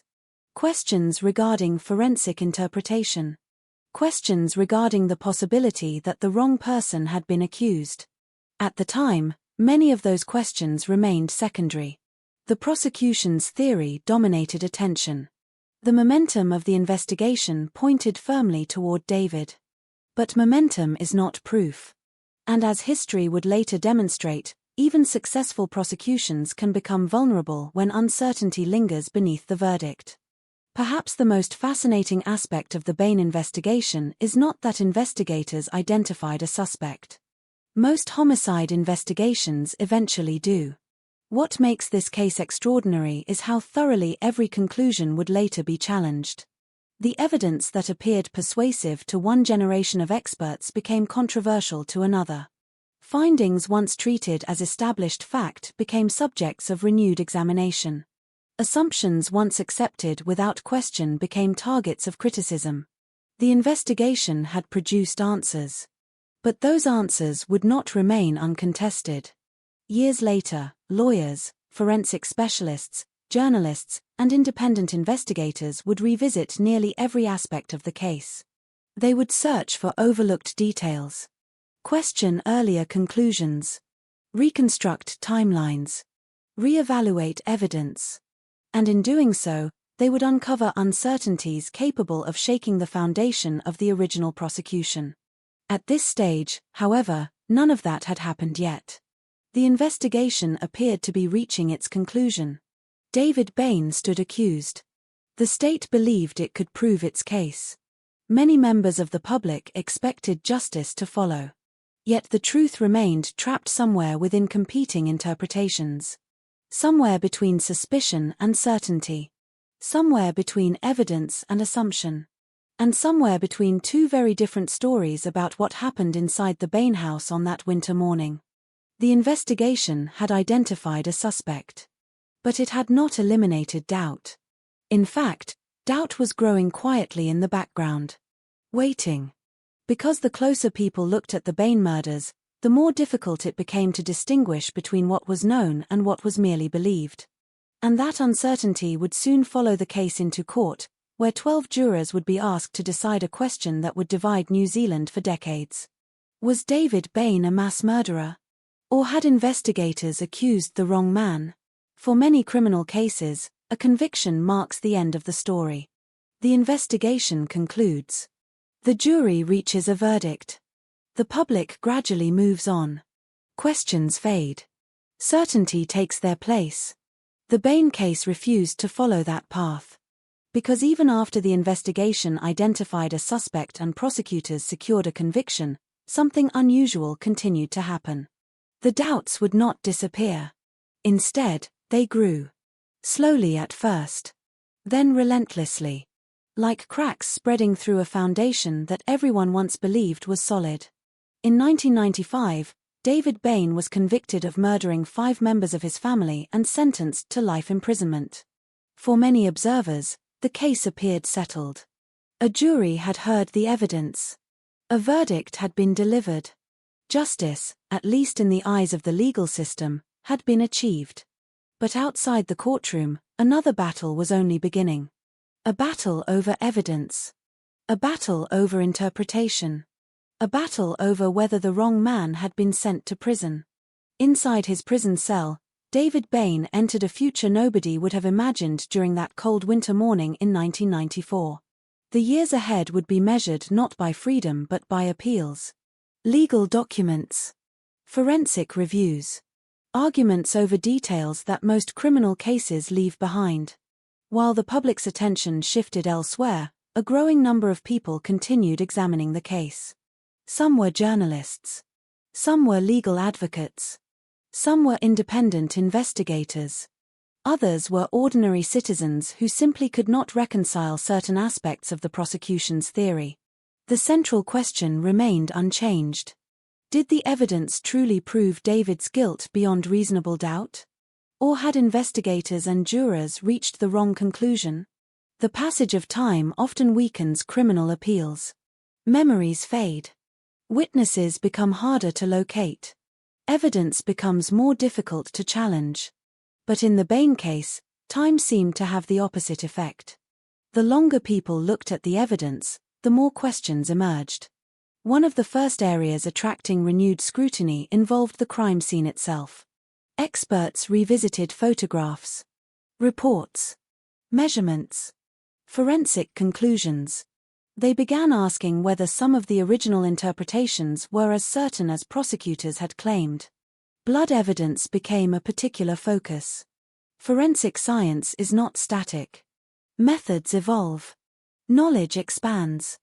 Interpretations once accepted can later become controversial. As independent experts examined the Bain case, disagreements intensified. Some argued that blood patterns used to support the prosecution's case were far less conclusive than originally presented. Others maintained that the original analysis remained valid. The result was growing uncertainty. Not certainty of innocence, but uncertainty regarding guilt. And in criminal law, that distinction matters enormously. Another critical issue involved the timeline. The prosecution's theory depended upon a sequence of events. A specific order. A specific window of opportunity. A specific reconstruction of what occurred inside the house. Yet some investigators and legal analysts began questioning whether that timeline truly fit all available evidence. Could the murders have unfolded exactly as prosecutors claimed? Were there inconsistencies? Were certain assumptions necessary to make the theory work? The questions became increasingly difficult to ignore. Then attention turned once again to Robin Bain, the father whose death had originally been viewed as evidence of David's guilt. Supporters of David began arguing that Robin himself deserved much closer scrutiny. Not as a victim, but as a possible perpetrator. The murder-suicide theory returned with renewed force. Advocates pointed to aspects of Robin's personal circumstances, his emotional state, his financial difficulties, the tensions reportedly existing within the family. From their perspective, the possibility that Robin committed the murders had never been adequately eliminated. Instead, they argued, investigators had focused too quickly on David. Whether that criticism was fair became one of the most controversial questions surrounding the entire case. The more alternative theories gained attention, the more public opinion began shifting. Newspapers revisited the evidence. Television programs explored competing narratives. The Bain murders transformed from a solved crime into a national controversy. Increasingly, the discussion centered not on what happened in 1994 but on whether justice had been served in 1995. The distinction was important. One question concerned guilt. The other concerned certainty. And certainty was becoming increasingly elusive. Perhaps the most significant development came through the efforts of supporters who refused to let the case disappear. Legal appeals continued. Challenges accumulated. Arguments grew more sophisticated. The case slowly climbed through higher levels of judicial review. Each appeal forced courts to re-examine aspects of the evidence. Each review reopened questions many believed had already been answered. Years passed. Then more years. The murders remained frozen in public memory. Yet the legal battle continued moving forward. By the early 2000s, the Bain case had become something far larger than a criminal prosecution. It had evolved into a test of the justice system itself. Could a jury verdict be trusted? Had investigators made mistakes? Could forensic evidence be interpreted incorrectly? The case forced uncomfortable questions into public discussion. Questions that extended far beyond one family tragedy. Eventually, the controversy reached one of the highest judicial authorities available at the time, the Privy Council in London. For supporters of David Bain, this represented hope. For those convinced of his guilt, it represented another challenge to a verdict they believed was justified. The review process involved extensive examination of evidence and legal procedure.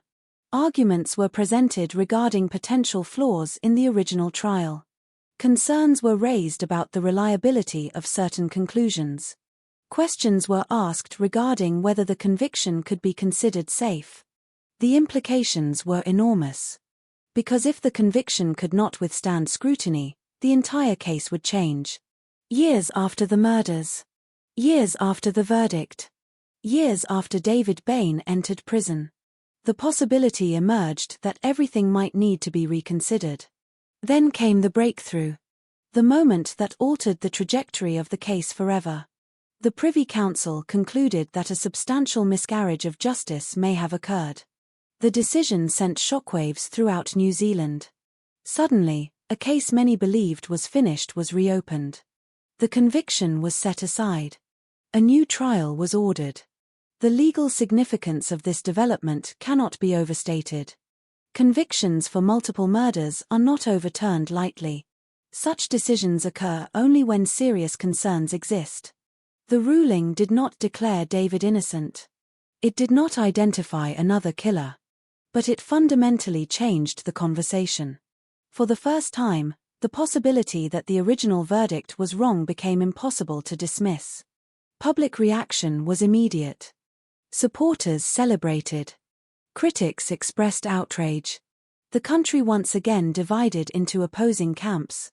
Some viewed the decision as long overdue recognition of serious problems in the original case. Others viewed it as an unfortunate legal technicality benefiting a guilty man. The polarization intensified. And at the center of it all stood David Bain. After spending years in prison, he now faced a future that had once seemed impossible. A new trial. A second chance. An opportunity to challenge the narrative that had defined his life. In 2007, he was released on bail pending retrial. The image itself carried extraordinary symbolic weight. A man convicted of murdering 5 family members walking free after more than a decade behind bars. To some observers, it looked like justice correcting itself. To others, it looked deeply troubling. The emotional impact reached far beyond legal circles. Families of victims, friends, investigators, journalists. Everyone understood that the next phase of the case would be unlike anything New Zealand had seen before. The retrial promised something rare. A second examination of one of the most controversial murder cases in the nation's history. And this time, the defense would have years of additional analysis behind it. Years of forensic review. Years of legal scrutiny. Years of accumulated doubt. The prosecution still possessed the same fundamental challenge. Convince a jury that David Bain committed the murders. But the landscape had changed dramatically. Questions that once existed at the margins now occupied center stage. Alternative interpretations no longer appeared fringe. They had become integral to the case. As preparations for retrial intensified, experts once again revisited evidence that had already been examined countless times. Blood patterns, injuries, timelines, the rifle, the computer message. Everything returned to scrutiny. Everything returned to debate. The process revealed a remarkable truth about the Bain case. Despite years of investigation and litigation, certainty remained elusive. The same evidence continued generating opposing conclusions. One expert saw guilt. Another saw doubt. One analyst saw consistency. Another saw contradiction. The mystery refused to settle. And perhaps that was the most important breakthrough of all. Not a single piece of evidence. Not a dramatic confession. Not a newly discovered witness. But the realization that the case itself was far less certain than many people had once believed. That realization changed everything. Because criminal convictions depend on certainty. Not absolute certainty. But proof beyond reasonable doubt. If doubt grows large enough, the foundation of a verdict begins to weaken. By the time the retrial approached, that foundation had been shaken. The prosecution would have to defend conclusions once considered settled. The defense would have the opportunity to present an alternative narrative with unprecedented force. And the public would once again watch a battle over truth unfold in a courtroom. The breakthrough had not solved the mystery. Far from it. In many ways, it had made the mystery even larger. Because now 2 possibilities stood before the nation. Either David Bain had spent years in prison for crimes he did not commit. Or a guilty man was about to receive another chance to escape responsibility. Both possibilities were deeply unsettling. Both carried profound consequences. And only one could be true. As the retrial drew closer, New Zealand prepared to revisit every painful detail of the Bain murders. Every victim. Every theory. Every piece of evidence. The search for truth was beginning again. And this time, the outcome would reshape the case forever. By the time the retrial began in 2009, nearly 15 years had passed since the murders on every street. 15 years. An entire generation of memories. An entire generation of questions. For some people, the case had become a symbol of a possible miscarriage of justice. For others, it remained a straightforward example of a guilty man using legal resources to challenge a rightful conviction. The passage of time had not softened opinions. If anything, it had hardened them. The retrial was no longer simply about determining what happened inside the Bain house. It had become a national reckoning. A second chance to examine one of the most divisive criminal cases in New Zealand history. As the courtroom filled, two competing realities prepared to collide once again. The prosecution entered determined to prove that David Bain had murdered his family. The defense entered determined to demonstrate that the original conviction should never have happened. Both sides understood the stakes. This was not merely another legal proceeding. This was a battle over truth. A battle over reputation. A battle over 15 years of public debate. Unlike the first trial, the retrial unfolded under extraordinary scrutiny. Journalists followed every development. Legal experts analyzed testimony. Television reports summarized each day's proceedings. Across New Zealand, people discussed the case in homes, workplaces, cafes, and universities. Everyone seemed to have an opinion. Everyone seemed convinced they knew what had happened. Yet inside the courtroom, certainty remained elusive. The prosecution's challenge was enormous. They needed to convince a jury that despite years of criticism and appeals, the original conclusion remained correct. David Bain, they argued, had the opportunity. He had the ability. And he had committed the murders before constructing a false narrative designed to shift blame onto his father. To support that argument, prosecutors revisited the evidence that had formed the foundation of the original case. The timeline. The blood evidence. The physical findings. The computer message. The injuries observed after the murders. One by one, they attempted to rebuild the case. Yet something had changed.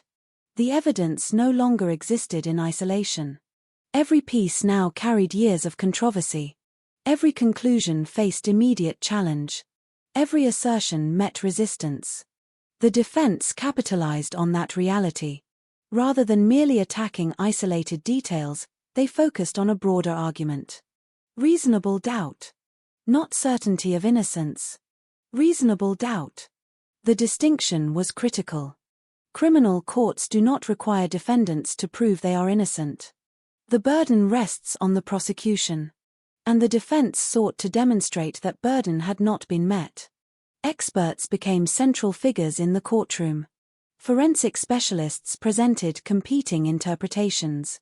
Bloodstain analysts disagreed with one another. Medical evidence generated debate. Timeline reconstructions collided. The retrial often resembled a battle between experts as much as a battle between lawyers. Jurors found themselves confronted by a difficult reality. Highly qualified professionals examining the same evidence often reached different conclusions. One expert would explain why a piece of evidence supported guilt. Another would explain why the same evidence supported doubt.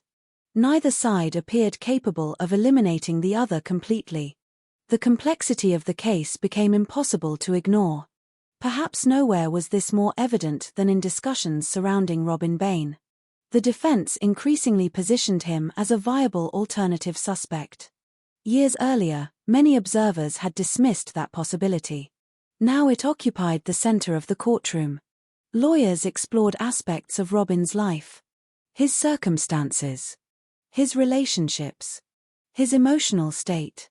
The argument was not necessarily that the defense could prove Robin committed the murders. Rather, they sought to show that the possibility existed. And if that possibility existed, reasonable doubt existed as well. The strategy proved powerful. because uncertainty had always been the Bain case's defining characteristic. The defense did not need to answer every question. They simply needed to demonstrate that the prosecution could not answer them with sufficient certainty. Witnesses revisited memories nearly 15 years old. Investigators defended decisions made during the original inquiry. Experts challenged assumptions. The courtroom became a place where the past was reconstructed piece by piece. Yet the further participants dug into the details, the more apparent one fact became. The Bain murders remained extraordinarily difficult to explain with complete confidence. Each theory possessed strengths. Each theory possessed weaknesses. Every explanation seemed to leave some questions unresolved. For jurors, the challenge was immense. They were not being asked to solve a mystery in the abstract. They were being asked to determine whether a man should be convicted of murdering 5 members of his family. The legal standard demanded certainty beyond reasonable doubt. And that standard carries profound significance. Especially in a case involving life imprisonment. Especially in a case where the consequences of error are irreversible. As testimony continued, public fascination intensified. Reporters described dramatic exchanges. Analysts debated strategy. Ordinary citizens followed developments closely. The retrial became one of the most watched legal proceedings in modern New Zealand history. Yet beneath the legal arguments existed a quieter tragedy. The victims themselves. Robin. Margaret. Arawa. Laniet. Stephen. Their names appeared repeatedly throughout the proceedings. Their final moments were analyzed. Their relationships examined. Their lives dissected. Years after their deaths, they remained at the center of a battle they could no longer influence. Every theory sought to explain how they died. But none could restore what had been lost. As closing arguments approached, both sides delivered their final appeals to the jury. The prosecution emphasized evidence they believed demonstrated guilt. They argued that despite years of controversy, the fundamental facts remained unchanged. David Bain, they contended, had murdered his family. The defense responded by highlighting uncertainty, contradictions, alternative explanations, potential investigative errors. They argued that doubt existed everywhere throughout the case. And where doubt exists, conviction becomes impossible. The jury retired to deliberate. Outside the courtroom, anticipation spread across the country. People waited, speculated, argued. The Bain case had occupied public attention for so long that many viewed the verdict as a moment of national significance. When the jury finally returned, the atmosphere was tense. Years of legal conflict had led to this moment. Years of appeals. Years of investigation. Years of debate. Everything now rested on a single decision. The verdict was delivered. Not guilty. Not guilty on all counts. The words landed like a shockwave.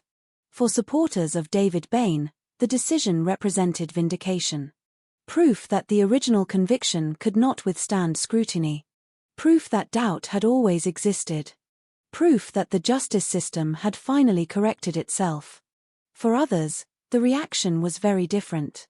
Many remained convinced that David was responsible. To them, the acquittal did not establish innocence. It established only that the prosecution had failed to satisfy the legal standard. The distinction mattered enormously. And it helps explain why controversy continued long after the verdict. Because acquittal does not necessarily resolve public debate. It resolves legal proceedings. The two are not always the same. David Bain walked free. After years in prison. After years of legal battles. After years spent at the center of one of New Zealand's most divisive criminal cases. The image of his release became one of the defining moments in the nation's legal history. Yet even as he left the courtroom, questions remained. The acquittal answered one issue. The state had failed to prove guilt beyond reasonable doubt. But another question survived. Perhaps the most important question of all. Who actually killed the Bain family? The retrial had not produced a definitive answer. It had produced uncertainty. The prosecution's theory no longer convinced a jury. But uncertainty is not the same as resolution. The mystery endured. In the years that followed, further reviews and discussions continued. Experts revisited evidence. Authors published books. Documentaries examined competing theories. The case refused to disappear. Partly because of its complexity, partly because of its emotional impact, and partly because no universally accepted explanation ever emerged. Some observers remained convinced that David Bain was innocent.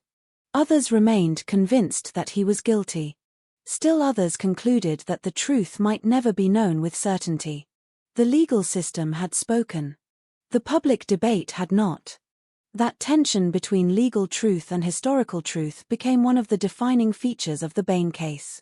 Courts determine whether evidence satisfies legal standards. History seeks something different. A complete understanding of what happened. Sometimes the two align perfectly. Sometimes they do not. The Bain murders belong firmly within that second category. The retrial transformed the case forever. It overturned assumptions. It challenged confidence. It forced a nation to confront difficult questions regarding evidence, interpretation, and justice. Most importantly, it demonstrated how fragile certainty can become when a case depends heavily upon competing narratives. By the end of the retrial, one fact stood above all others. No matter which theory people believed, 5 members of a family were dead. Nothing could change that. No verdict could reverse it. No appeal could erase it. The legal battle had reached its conclusion. The search for certainty had not. And as David Bain stepped out of the courtroom a free man, the mystery that began on a winter morning in 1994 continued to cast its shadow across New Zealand. The justice system had rendered its decision. History, however, was still arguing. Some cases end with answers. Some cases end with silence. And some cases, like the Bain family murders, end in a space somewhere between the two. Even after the retrial concluded and David Bain walked free, the story did not close itself in the way people often expect from a criminal case. There was no universal agreement. No final resolution accepted by all sides. No moment where every question finally aligned into a single truth. Instead, what remained was a fractured legacy. A case defined as much by interpretation as by evidence. In the years that followed the acquittal, New Zealand continued to wrestle with the meaning of what had happened inside the Bain house on every street. For some, the verdict represented the correction of a grave injustice. A man wrongly convicted had finally been cleared. A system that had once failed had ultimately recognized its error. To them, the Bain case stood as a reminder that justice, while imperfect, can still correct itself over time. But for others, the acquittal represented something far more troubling. A failure to reach the truth. A collapse of certainty in a case where 5 people had clearly been murdered. To them, the question never shifted from whether the prosecution had proven its case. The question remained who actually committed the killings. And on that question, the legal system had remained silent. Because an acquittal does not identify a perpetrator. It only states that guilt was not proven beyond reasonable doubt. That legal distinction, while essential, leaves emotional space that many people struggle to accept in cases of extreme violence. 5 people died inside that house. Robin Bain. Margaret Bain. Arawa Bain. Laniet Bain. Stephen Bain. Their names continue to exist within public memory, but their stories are often filtered through the lens of controversy surrounding the man who survived. Yet beyond the arguments, beyond the theories, beyond the court rulings and forensic debates, there remains a simpler truth that cannot be disputed. A family was destroyed. A household was erased. A future disappeared in a single night. The Bain case forces a confrontation with the limits of human certainty. We like to believe that evidence leads clearly to truth. That investigations resolve uncertainty. That justice systems deliver definitive answers. But real cases are rarely that clean. Especially when they involve fragmented evidence. especially when they rely on interpretations of events that occurred in the darkness of a private home. The Bain murders demonstrate how different narratives can grow from the same set of facts. How experts can disagree while examining identical evidence. How assumptions can influence conclusions without anyone fully realizing it. And how, even after decades of scrutiny, some questions may never fully resolve. Over time, the case became more than a legal matter. It became a cultural reference point. A symbol of how divided interpretations can shape public understanding of crime. It appears in discussions about forensic reliability, in debates about wrongful convictions, in conversations about the limits of investigative certainty. In each of those contexts, the case serves as a reminder that truth in criminal justice is not always absolute. Sometimes it is constructed. Sometimes it is contested. And sometimes it remains permanently uncertain. For those closest to the case, the emotional weight never fades. Families of victims carry loss that is not defined by legal outcomes. They carry absence, memories, questions that have no satisfactory answers. The passage of time does not erase that. It only changes how it is carried. For David Bain, the years after his acquittal represented a different kind of existence. Freedom does not automatically bring closure. Especially when public opinion remains divided. Especially when a case continues to be discussed, analyzed, and debated long after legal proceedings have ended. His name remains permanently linked to one of the most controversial criminal cases in New Zealand history. A connection that cannot be undone by verdict or time. Yet the broader significance of the Bain case extends beyond any single individual. It speaks to the fragility of certainty in criminal investigations. It highlights how forensic interpretation can vary. It demonstrates how legal systems operate within standards that are necessary but not always satisfying to public expectations. And perhaps most importantly, it reveals how justice and truth are not always identical concepts. Justice asks whether a case has been proven.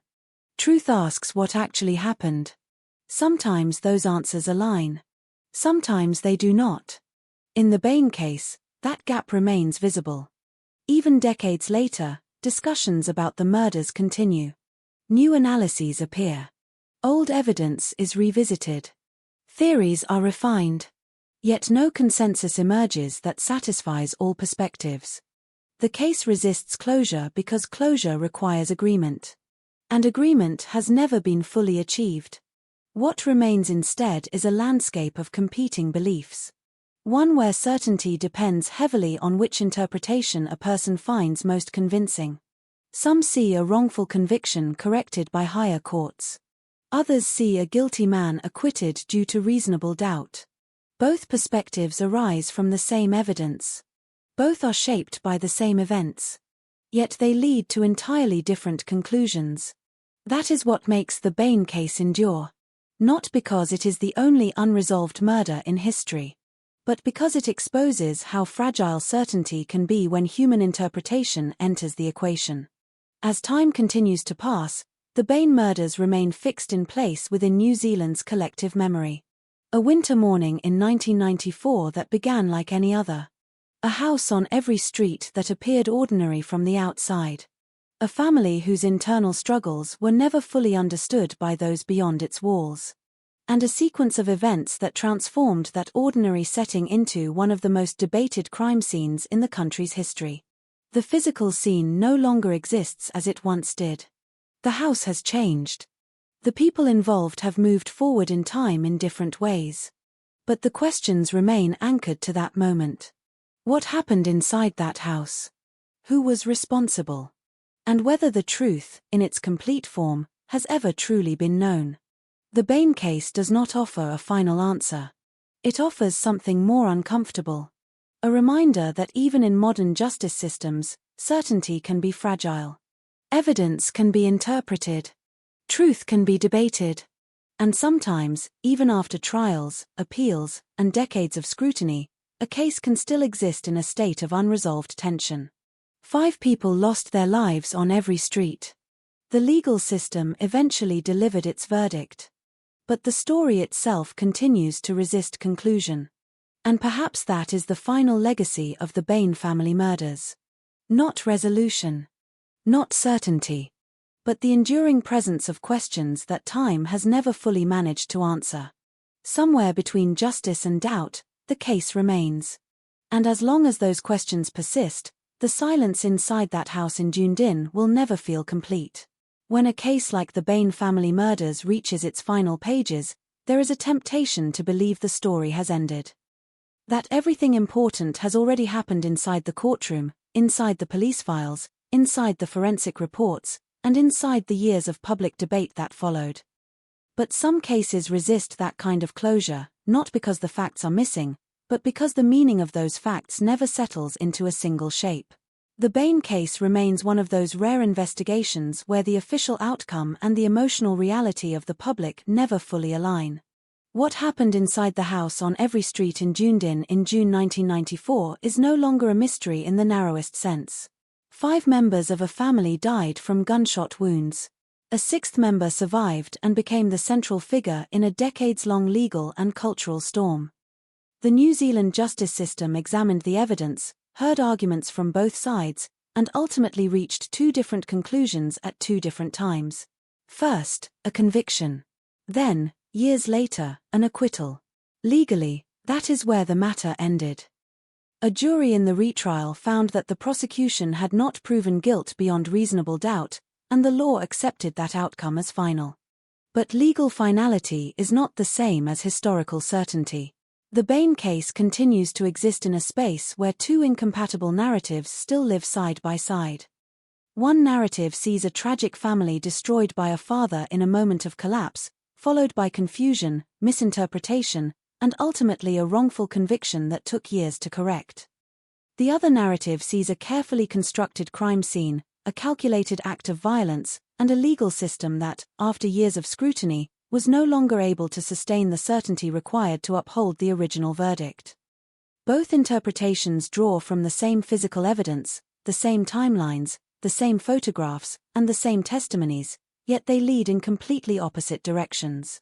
This is what makes the Bain case endure long after most criminal cases fade from public memory. It is not only the brutality of what occurred, but the instability of interpretation that followed it. Blood patterns were examined and re-examined. The computer message became a focal point of endless debate. The condition of the rooms, the positioning of bodies, the injuries observed, the sequence of events, all of it became material for competing reconstructions of the same night. Even expert witnesses, trained in the same disciplines, often disagreed fundamentally about what the evidence actually showed. In many cases, disagreement would be expected. In this case, disagreement became the defining feature. Over time, the case also became something larger than itself. It turned into a reference point for discussions about forensic certainty, about investigative bias, and about the limits of human interpretation in criminal justice. It is often cited in debates about how easily narratives can form around incomplete information, and how difficult it can be to dismantle those narratives once they take hold. It also highlights a more uncomfortable truth, that even the most serious criminal investigations are conducted by people, and people are capable of error, influence, and perspective-driven conclusions. Yet beyond all analysis, beyond all theory, beyond all legal and forensic discussion, there remains the human core of the case, which is far less abstract. A family existed. They lived together under one roof. They shared daily routines, financial pressures, personal conflicts, and private moments that no investigation will ever fully reconstruct. At some point in the early hours of a cold winter morning, their lives ended violently. Whatever explanation one chooses to believe, that loss is not altered by legal outcome or public opinion. It remains absolute in its finality. The aftermath extended far beyond the courtroom. For those who followed the case, it created lasting divisions in perception. Some continue to see the acquittal as proof that the justice system ultimately corrected a serious error. Others continue to see it as a reflection of reasonable doubt rather than proof of innocence. The divide has persisted for years, not because new evidence has definitively resolved the issue, but because the existing evidence allows for more than one coherent interpretation. That is a rare and unsettling feature in a case of this scale. For David Bain, the case became an irreversible part of identity. Regardless of legal outcome, public association with the murders has never fully disappeared. For the families connected to the victims, the passage of time has not eliminated the weight of unanswered questions. For investigators and legal professionals who worked on the case, it remains a defining professional experience, often revisited in discussions about complexity, doubt, and the limits of reconstruction. As years pass, the physical traces of the case continue to fade, but the narrative does not. It persists in books, documentaries, academic analysis, and public discussion. Each retelling reshapes emphasis, sometimes subtly, sometimes significantly, but never fully resolves the central tension. The question of what truly happened inside that house remains intertwined with how people interpret evidence, credibility, and probability. In the end, the Bain family murders do not offer a clean resolution. They offer something more difficult to carry. A demonstration that truth in criminal cases is not always a single, unified object waiting to be discovered, but sometimes a contested space shaped by interpretation, limitation, and perspective. The legal system reached its conclusion, but the broader conversation never stopped, because not every question that matters in human experience is answered by a verdict. And so the house on every street remains, in memory if not in physical form, as a place where certainty broke apart into competing possibilities. A place where 5 lives ended, 1 life continued, and the meaning of what happened continues to shift depending on who is telling the story. Some cases close with answers. This one remains open in the minds of many, not because it lacks evidence, but because it lacks a consensus that time has ever been able to fully restore. That is the final reality of the Bain case. Not resolution, but persistence. Not agreement, but interpretation. And a silence that, even after decades, still carries questions that have never stopped echoing.